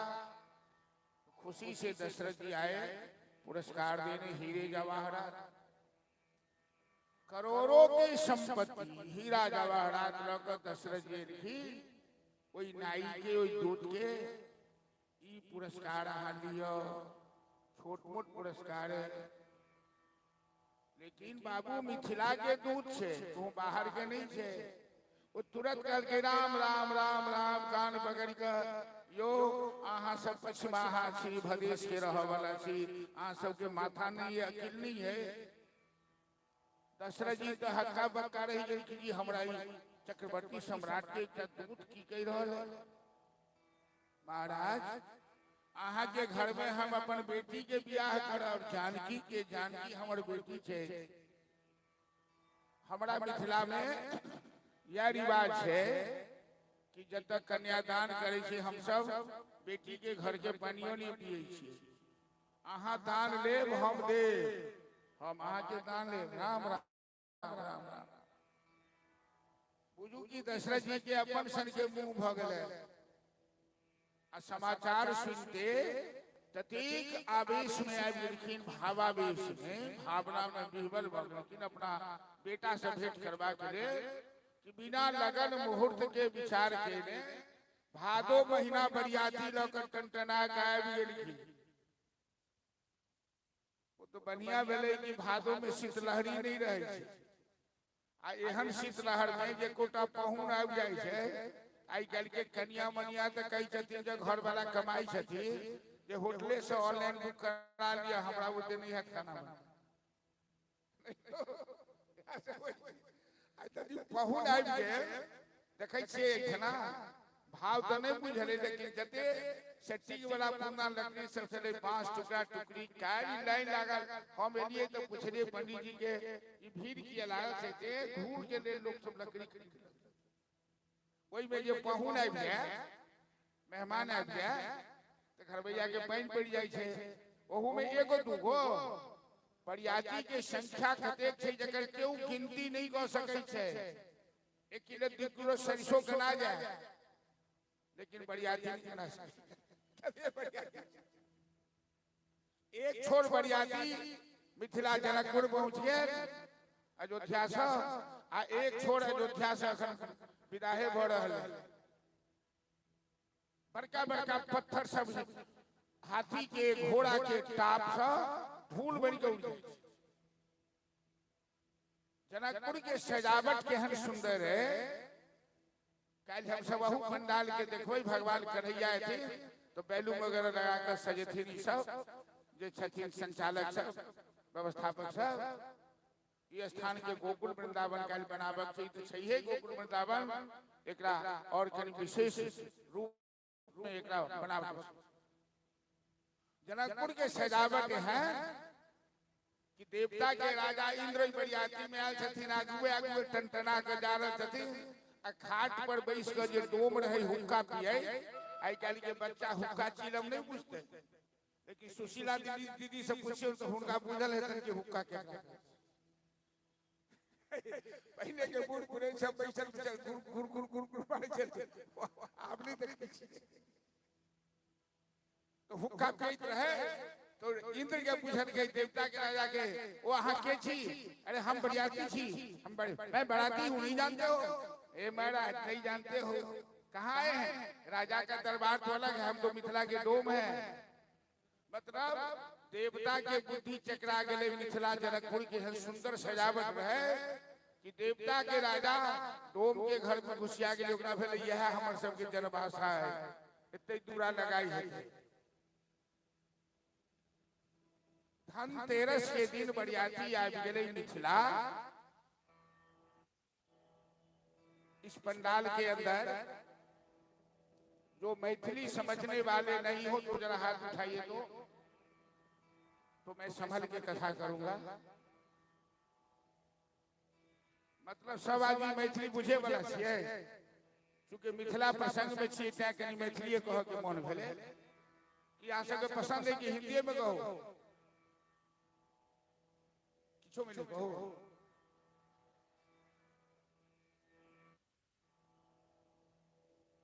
तो धनतेरस के दिन बरियाती आबि गेलै मिथिला। धनतेरस के या होइ छै फागुन मास में होइ छै ने, कार्तिक में होइ छै, दीपावली से पहले होइ छै ने। राम जानकी के बियाह भेलन कहिया? अगहन शुक्ल पक्ष पंचमी को बियाह, पंचमी जकरा राम जानकी के विदाई कहिया कैल गेलै? सरस्वती पूजा आबि रहल है 26 तारीख के, ओहि के बाद रंग अबीर खेलला के बाद मिथिलावासी दुल्हा सरकार के रंग अबीर लगा कर बोल देलखिन मत भागो छैले अवध वाले, सब दिन फागु अवध में खेले, आज मिथिला में रंग धर वाले। फागुन महीना में कथा करिए एकदम से होलियो खूब गबै। सरस्वती पूजा के बाद वसंत पंचमी के बाद राम जानकी के विदाई कैल गेलै। 3 मास बरियाती रहल, इतिक संख्या और अष्ट सिद्धि नवनिधि की दाता श्री किशोरी जी जानकी जी अपने प्रभाव से इतनी सुंदर व्यवस्था कर दी कि अयोध्या वासी अपना अपना घर द्वार बाल बच्चा सब भूल गए। सबको लगा कि हम मिथिला वासी हो, मिथिला से जाने का किन्हीं का मन ही नहीं करता। अपना मिथिला के सब प्रसिद्ध कौन चीज है भोजन में? दही चूड़ा। ठीक पकड़ना वहां एगो सीरियल में कहे छै ठीक पकड़ा, लेकिन वहू से बढ़िया चीज एगो कहे छै तिलकोर के तरुआ।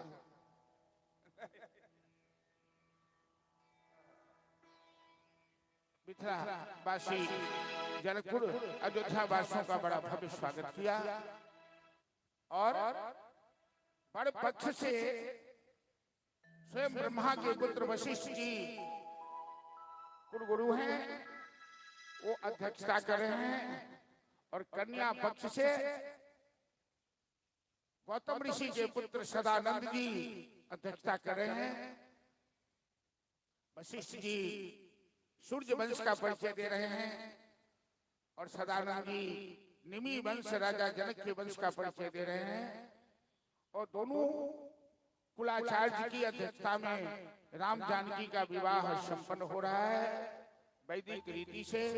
बड़े बड़े विद्वान ऋषि मुनि सती शारदा रमा भवानी उस बारात में सभी आए हैं और वेद मंत्र का उच्चारण हो रहा है, स्वस्ति वाचन हो रहा है। और इस तरह से मिथिला की जो परंपरा है उस परंपरा के अनुसार राम जानकी का विवाह संपन्न होने वाला है।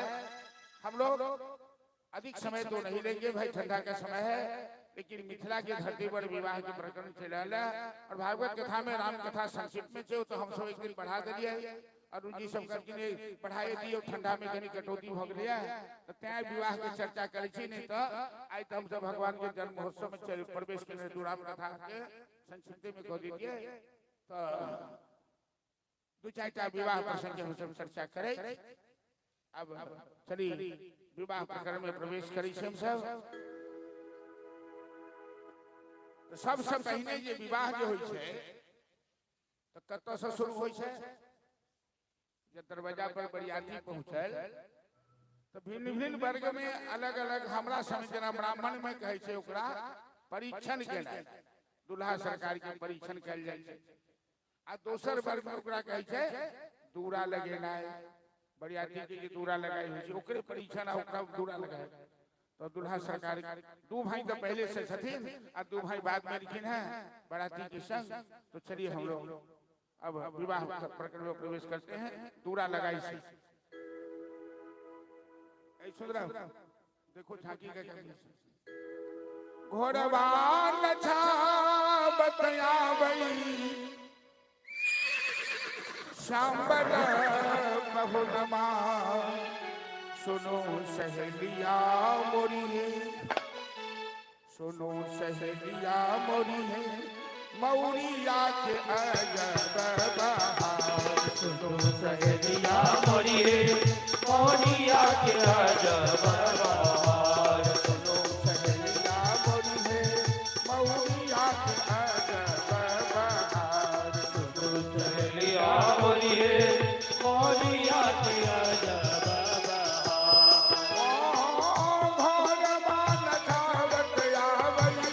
घोर बान बहार चावत आवे घोरबा छमकावत आवई घोरबा चमकावत आवे सांबला कहुनमा सुनो सहेलिया मोरी सुनो सहेलिया मोरी है मऊरिया के अजब बहार सुनो सहेलिया मोरी है मोरिया के अजब बहार सुनो सहेलिया मोरी है मऊरिया के अजब बहार सुनो सहेलिया मोरी है मोरिया के अजब बहार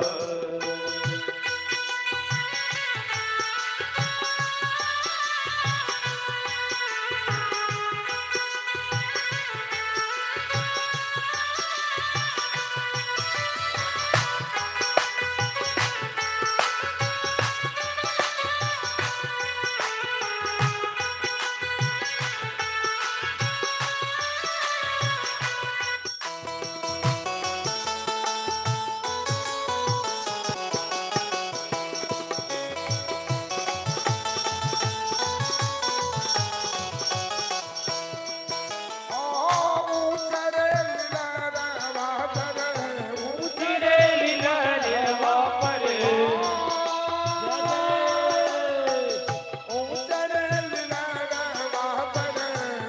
तेरे लीला पर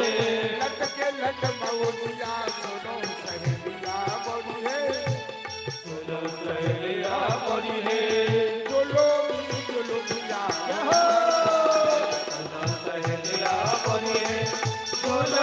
गुलामिया आई सुनो सहेलिया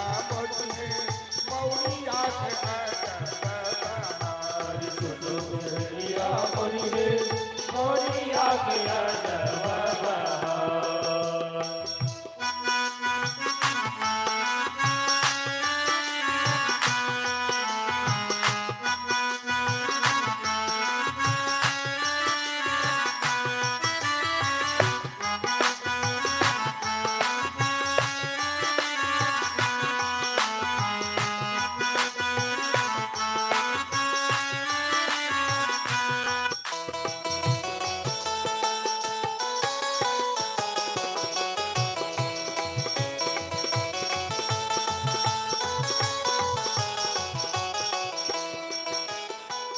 बारी छान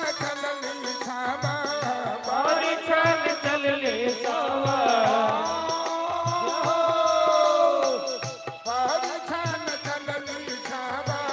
बारी छान चल ले सावा सखिया सहेलिया सुनो सहेलिया बोलिए सुनो सहेलिया मोरी है सुनो सहेलिया मोरी है पहिरा कला पर दूर सुनो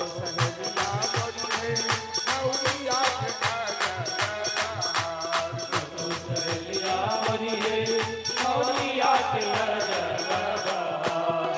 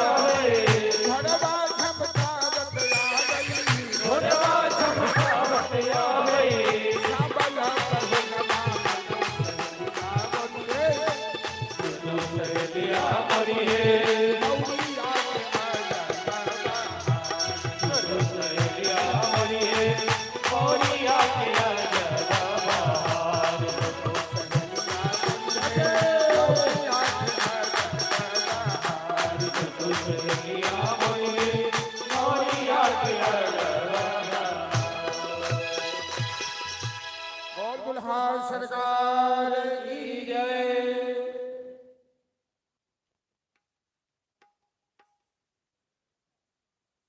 दुल्हा सरकार के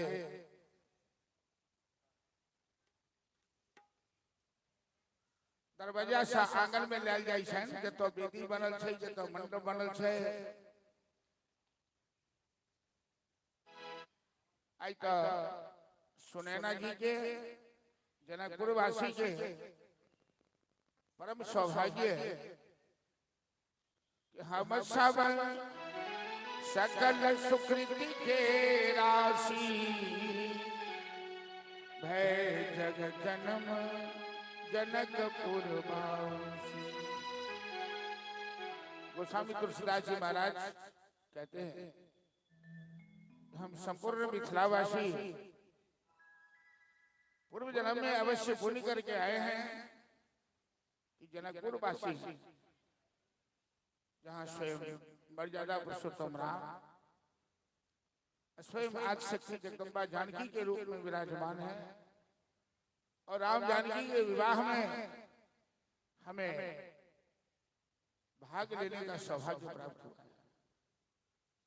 तो दूल्हा सरकार के दरवाजा से आंगन में जतो विधि बनल छै, आई सुनैना के धन धन भाग जतो 4 दूल्हा और 4 दुल्हीन एक साथ में विराजमान, धन धन सुनैना के अंगनमा दुल्हीन दुल्हनमा। तो सासुर चीज एहन छै जे किछु अनुभव प्राप्त कर लेबाक छै। जे आदमी बियाह केने छी तिनका अनुभव भए गेल है, आ जे कुमार बाल छी सेहो सब बुझि लिअ। सासुर में केना चलबै, केना बजबै, केना रहबै, सब एकटा तौर तरीका होइ छै। तो राम जी के तो कहियो बियाह भेले नहीं छन, एहि से पहले ई पहले बेर बियाह भऽ अनुभव नहीं छै। और दरवाजा से आंगन में जा रहा छथिन, जतो मंडप छै, जतो वेदी पर जथिन सखी सहेली सब हुनका लऽ जा रहा छथिन एरियाइत को। तो राम जी बुझलखिन जे कनी सासुर में धीरे धीरे लोग चलैत हेतै, तो धीरे धीरे आगू राम ओहि के पाछू भरत, ओहि के पाछू लक्ष्मण, ओहि के पाछू शत्रुघ्न छथिन। एहि हिसाब से क्रम से सखी सहेली अपना मिथिला के जो सखी सहेली सब देखे छी एखन 5 गो 6 गो के टीम छै नहीं ठना, तुरंत एकदम लहंगा पटोर पहिर के आले छथिन आ झूम का कथा में 4 चांद लगा दे छै। मिथिला के सखी सहेली सब गाल बजाबे में बड़ पास। राम जी के केना पूर्वक बनायल जाए। सासुर एहन चीज होय छै कि केहनो पढ़ल लिखल केहनो बड़का खानदान के लोग जाए, लेकिन सासुर में ओकरा पूर्वक होबेटा पर कोनो न कोनो बहाना बना के गाय पढ़ देलक, पूर्वक बना देलक। अरे एगो बात कहू, ओना जे केकरो के गाय पढ़ दऊ तो मारपीट भ जाय छै, मामला मुकदमा भ जाय छै नहीं हो। आ सासुर में कतबो गाय पढ़ाऊ तो नीके लगे छै, कहै छै सासुर के गाय तरकारी होय छै।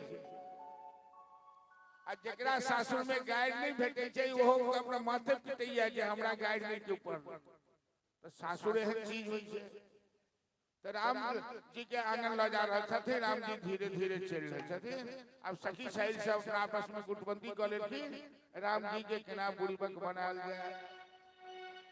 सखी है धीरे धीरे दुल्हा चलई छथि कोना, सखी है धीरे धीरे दुल्हा चलई छथि कोना। सखी है धीरे धीरे दुल्हा चलई छथि कोना। सखी है धीरे धीरे दुल्हा चलई छथि कोना।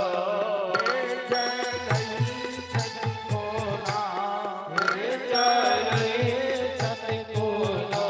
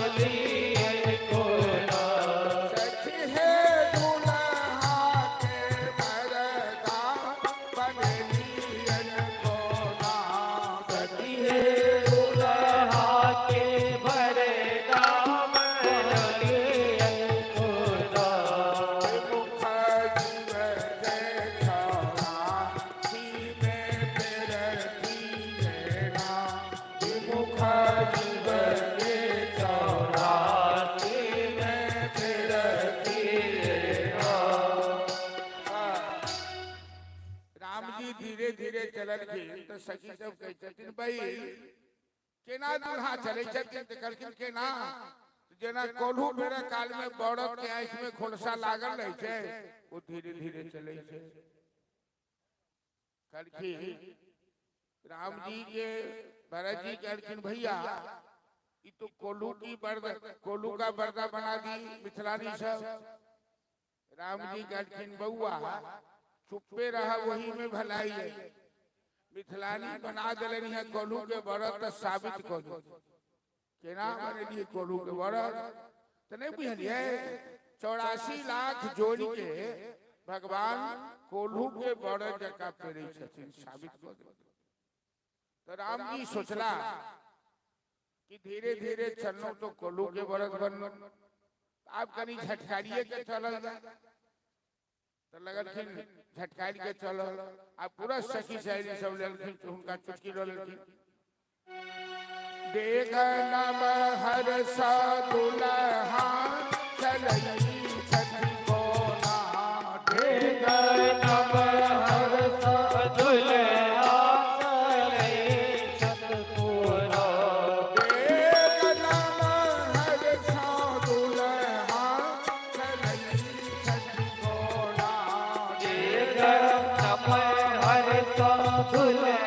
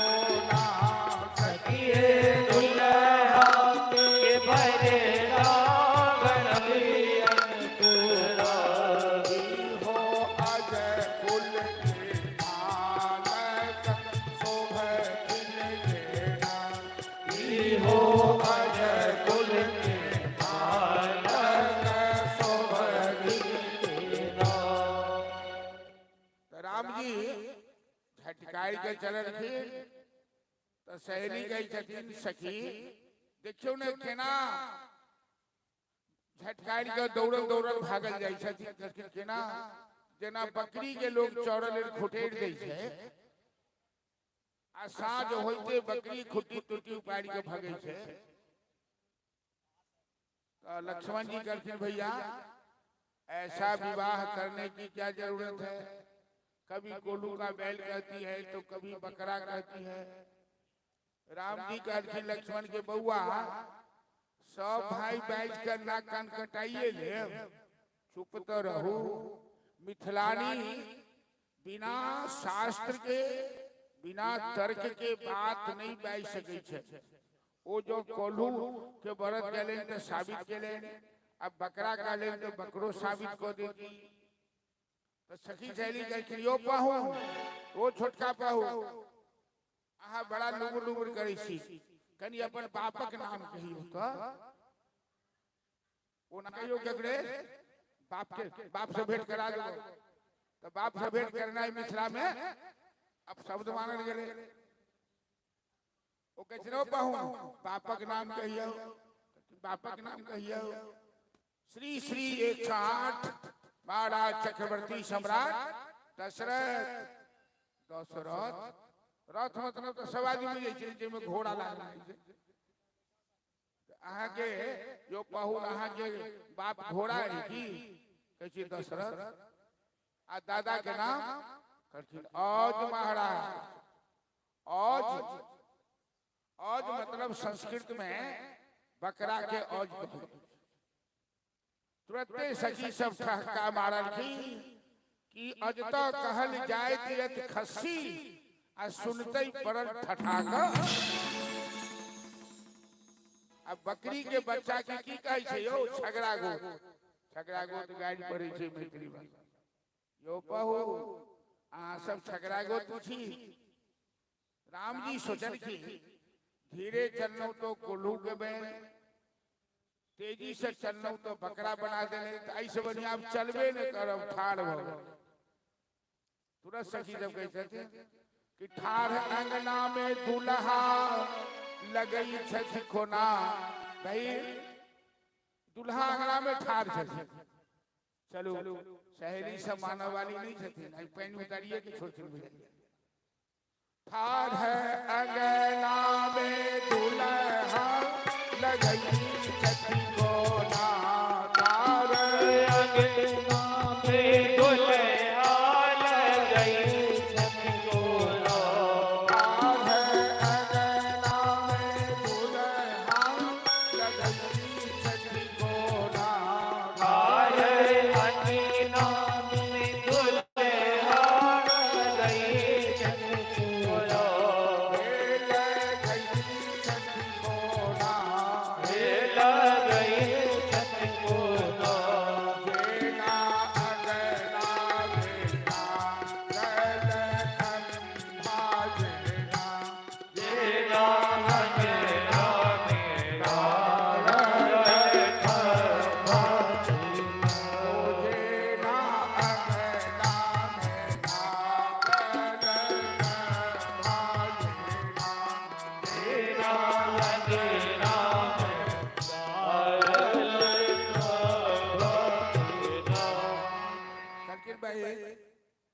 अंगना में ठाड़ खंभा जगह लगे छथि तो ठाड़ बन के खंभा बना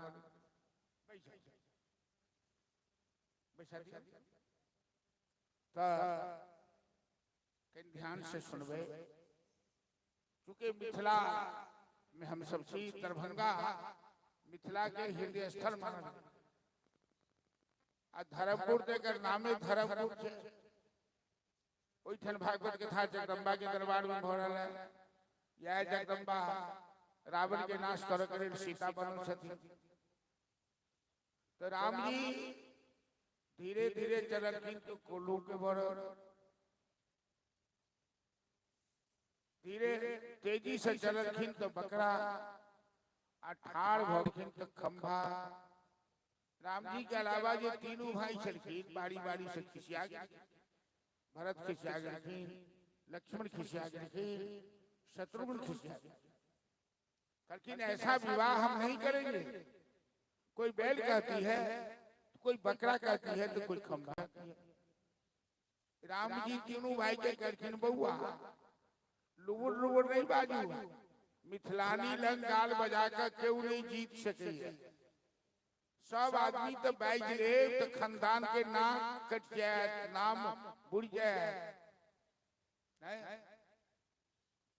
एक आदमी के चारी गो बेटा रहे चारू बड़ा सुंदर रहे लेकिन चारू तते तोतराए जे घटक अबै तो घुर जाए बियाहे नहीं तो बाप कहल के बेटा के बउआ ई जे हाल रहल तो कुमारे रह जाए बियाह नहीं है तो अहाँ सब बाहर जाऊ तो बाजू नहीं तो चारू भाई एक दिन निकलले घूमले एगो कोनो अजनबी आदमी देखल के चारू भाई केहन सुंदर लगे छे राम लक्ष्मण सन के तो बड़का के पेट में कुलबुली मच गेले नहीं रही गई वो कहल के ओकरा अठंठी के ठड़िया जखन टनन मनन टरबे तखन ने देखबै वो बाई देल के तो ओकरा से जे छोट रहे कह के ले ले ले रे बाबूजी ठने ठलो नहीं बाटा तो टूटिया फाट दी ओहो भागिए देल के तो तेसर नंबर कहल के बउआ ले आ तू कहां तू पढ़ाली कहूं न भागिए देली तो चारिम नंबर कहल के ठप ठप बदले हम का टुप्पे ठप ठप बदले हम का टुप्पे एहन हालत भ गेलै राम जी के ससुराल में तो राम जी कहलखिन कान पकड़ के यो बाबू सासुर में जाब तो कान पकड़ा से सुन ली तो हम चलू के ना ने धीरे चलू ने तेजी से चलू तो मिथिलानी कहलखिन है अहाँ अपना इशारा पर ब्रह्मांड के नचाबै छियै ने तो सासुर में हम सब अहाँ के इशारा पर नचाए राम जी पूछन कि केना चलू तो जेना अंगुरी के इशारा देखबै छी तेना अंगुर के इशारा के मुताबिक चलू ने भगले अब राम जी के आंगन में लाग गए। अब आंगन में लाग बाद अपना मिथिला में एक विशेष रिवाज हुई है, उखड़ में धान द के हाथ में मूसर पकड़ा के ओठंगर करे, धान कुटाल जाय छै आ कच्चा धागा से बांध देल जाय छै। इहो बात कहै छै, अहाँ की बाजब यौ, अहाँ के बाप दादा तो हमरा उठल कुटान पिसान केने, तो कुटान और पिसान से तो चलो ओठंगर के भजन राहुल जी से सुनो। दूल्हा सरकार के हाथ में मूसर पकड़ा का कच्चा धागा से बांध के मिथिलानी से उखड़ में धान कुटाबे छथिन, जे सूर्यवंशी राजा के बेटा छथिन राजकुमार। बोलिए मिथिला धाम की जय।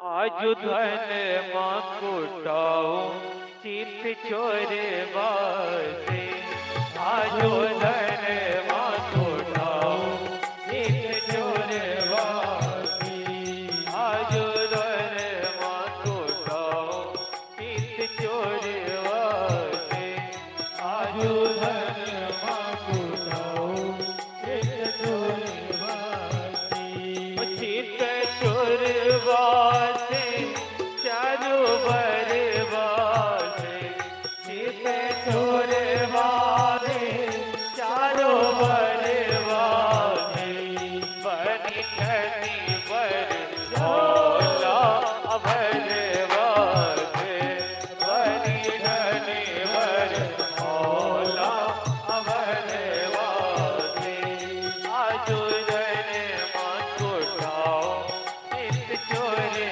बासे, आजु धन मां कुटाओ चित चोरे बासे।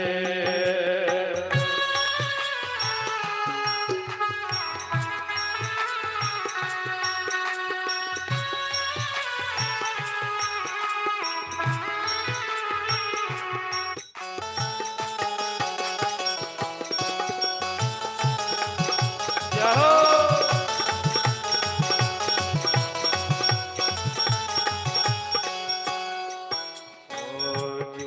रघुकुल के वीर कहावती, जय रघुकुल के वीर कहावती, रघुकुल के वीर कहावती, जय रघुकुल के वीर कहावती, बंधु सच का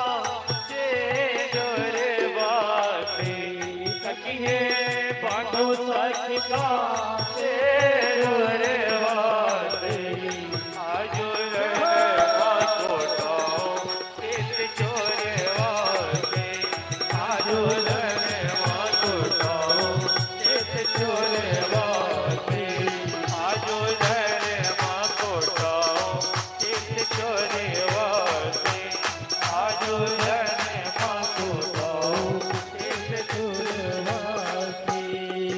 ओ की बढ़िया की लिप कुल बालक, की बढ़िया की लिप कुल बालक, ओ की बढ़िया की लिप कुल बालक, की बढ़िया की लिप कुल बालक, ओ बूझब ओखरी उसर बासे, कटिए बूझब ओखरी मुसर बासे, ओ आज रणवा कुटाओ चित चोरे बासे, आजु रणवा कुटाओ चित चोरे बासे, आजु रणवा कुटाओ चित चोरे बासे।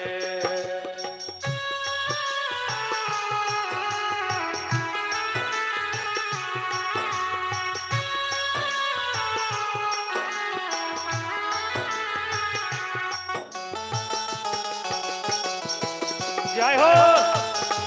बोले दूल्हा सरकार की जय।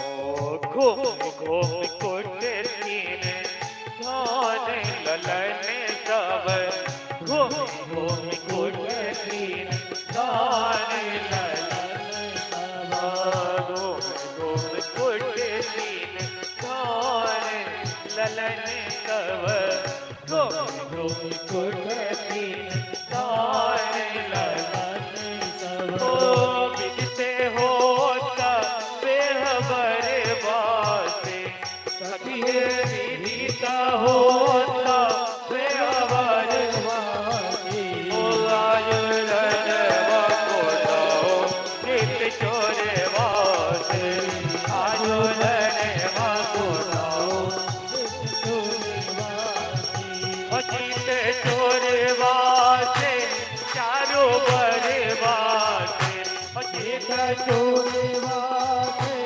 चारों बड़े वासे बड़े चर बर भोला अभय वासे बड़े चर बर भोला अभय वासे आजू जन को जाओ चित चोरे वासे आजू जन को जाओ चित चोरे वासे आजू जन को जाओ चित चोरे वासे सरकार की जय। चलो जयमाला राम जानकी जी के जयमाला के गायक हेलो श्री राधे एक सूचना भागवत कथा यथा हो रहे ओकर यूट्यूब पर लाइव प्रसारण श्रीमद् भागवत कथा धर्मपुर दरभंगा के नाम से यूट्यूब पर अहाँ सब सर्च करबे तो चैनल आबि जायत श्रीमद् भागवत कथा धर्मपुर ओहि नाम से चैनल है जे भक्त न ऑनलाइन के माध्यम से यूट्यूब पर भागवत कथा श्रवण कर चाहे छी ओ चैनल के सर्च क के जरूर देख सकै छी चैनल के सब्सक्राइब करू वीडियो को लाइक करू और ज्यादा से ज्यादा शेयर करू ताकि भागवत कथा के ज्यादा से ज्यादा प्रचार प्रसार हो सके धन्यवाद हेलो अच्छी बेले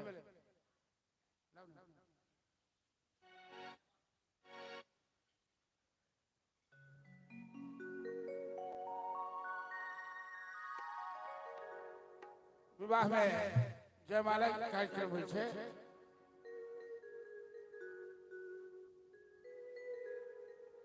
जयमाला लेने सीता ठार कनी राम धोकी जइयो जयमाला लेने सीता ठार कनी राम धोकी जइयो जयमाला लेने सीता ठार कनी राम धोकी जइयो जयमाला लेने सीता ठार कनी राम धोकी जइयो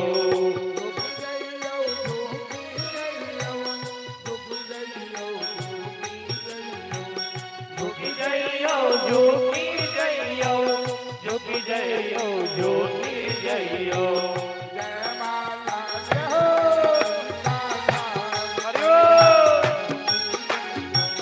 जयमाला लेने सीता ठार कनी राम धोकी जइयो सीता मोर जनक दुलारी मिथिला के कान दुलारी सीता मोर जनक दुलारी मिथिला के प्राण प्यारे सीता मोर जनक दुलारी मिथिला के कान दुलारी ओय सीता मोर जनक दुलारी मिथिला के प्राण प्यारे अब गई करियो कनियो दे जय हो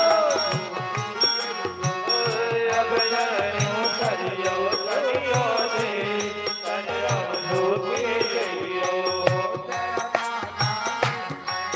जय हो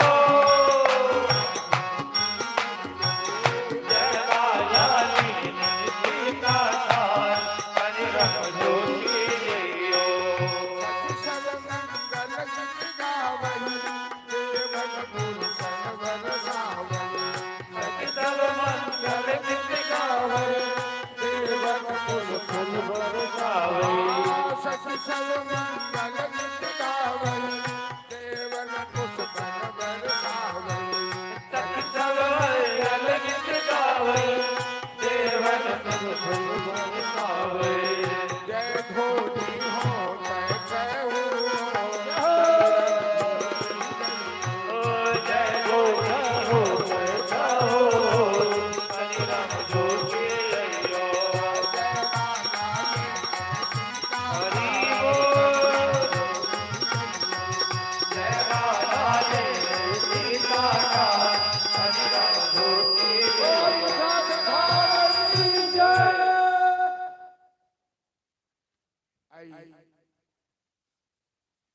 धर्मपुर मोहल्ला, लक्ष्मी सागर, जेपी चौक पर भगवान के विशेष कृपा कि 5म साल भागवत कथा भ रहा है और भागवत कथा के माध्यम से जो दृश्य हम सब राम विवाह के देख रहे छी ई कोनो पहिल बेर नहीं, इधर एक आधे बेर नहीं भेल है, 5 बेर में नहीं तो 100 बेर होइत है इधर के साधारण लोग द्वारा। और आई संपूर्ण मिथिलावासी के लिए सौभाग्य के विषय कि जय परमात्मा के नाम लेला से लोग परमात्मा के नाम लेला से लोग के भवसागर से बेड़ा पार होई छे। ओई भगवान के मिथिलानी सब कच्चा धागा सब बांध देलखिन, जिनकर नाम लेला से बंधन से लोग छूट जाइए, तई परमात्मा के मिथिलानी सब वो रस्सी से नहीं कच्चा धागा से बनल,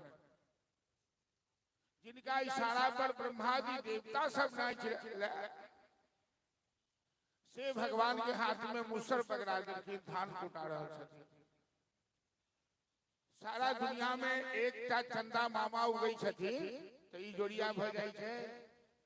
आई सुनैना जे जानकी के मां छथिन, सुनैना के बेटी के बियाह भ रहल छन जानकी के, राम लक्ष्मण भरत और शत्रुघ्न ई चारों भाई चारी चांद के समान सुनैना के आंगन में एक दू नहीं चारी चारी चंदा उदय भेल छै। ई सौभाग्यक बात है। तहिना जानकी के गोराई छन सोना सन के, और तीसी के फूल जे आदमी देखने हैं, शहर के लोग हो सके तीसी नहीं देखने हैं, लेकिन गांव घर में रहा वाला तीसी के फूल श्याम बरन कते सुंदर हो। राम जी तीसी फूल के समान और जानकी सरसों फूल के समान। भाव के बस में है भाई। यदि भावना है तो भगवान है, नहीं भावना है तो ऐसे दुष्टों के लिए, ऐसे नास्तिकों के लिए भगवान नहीं है कि कथा के माध्यम से, सत्संग के माध्यम से आज राम जी मिथिला आए हैं, जिनका नाम लेने से भवसागर से बेड़ा पार होता, दुल्हा बनकर। आज शक्ति जगदम्बा जो नवदुर्गा स्वरूपा है, मिथिला की धरती की पुत्री, मिथिला वासियों की बहन लगती है। मिथिला माता से बड़ी जली शान रे और जनक किशोरी मोरी लगथिन बहिनिया हे मिथिला के नाम। ई सौभाग्य मिथिला वासी के प्राप्त है। तो जानकी सरसों फूल के समान, राम जी तीसी फूल के समान, राम जी के हाथ में मूसर, उखड़ में धान देले, राम जी से धान कुटान करथिन। मिथिलानी सब कुटान किसान जकरा कहै छी से हिनका सा सरसों के फूल सिया ज्योति महान है,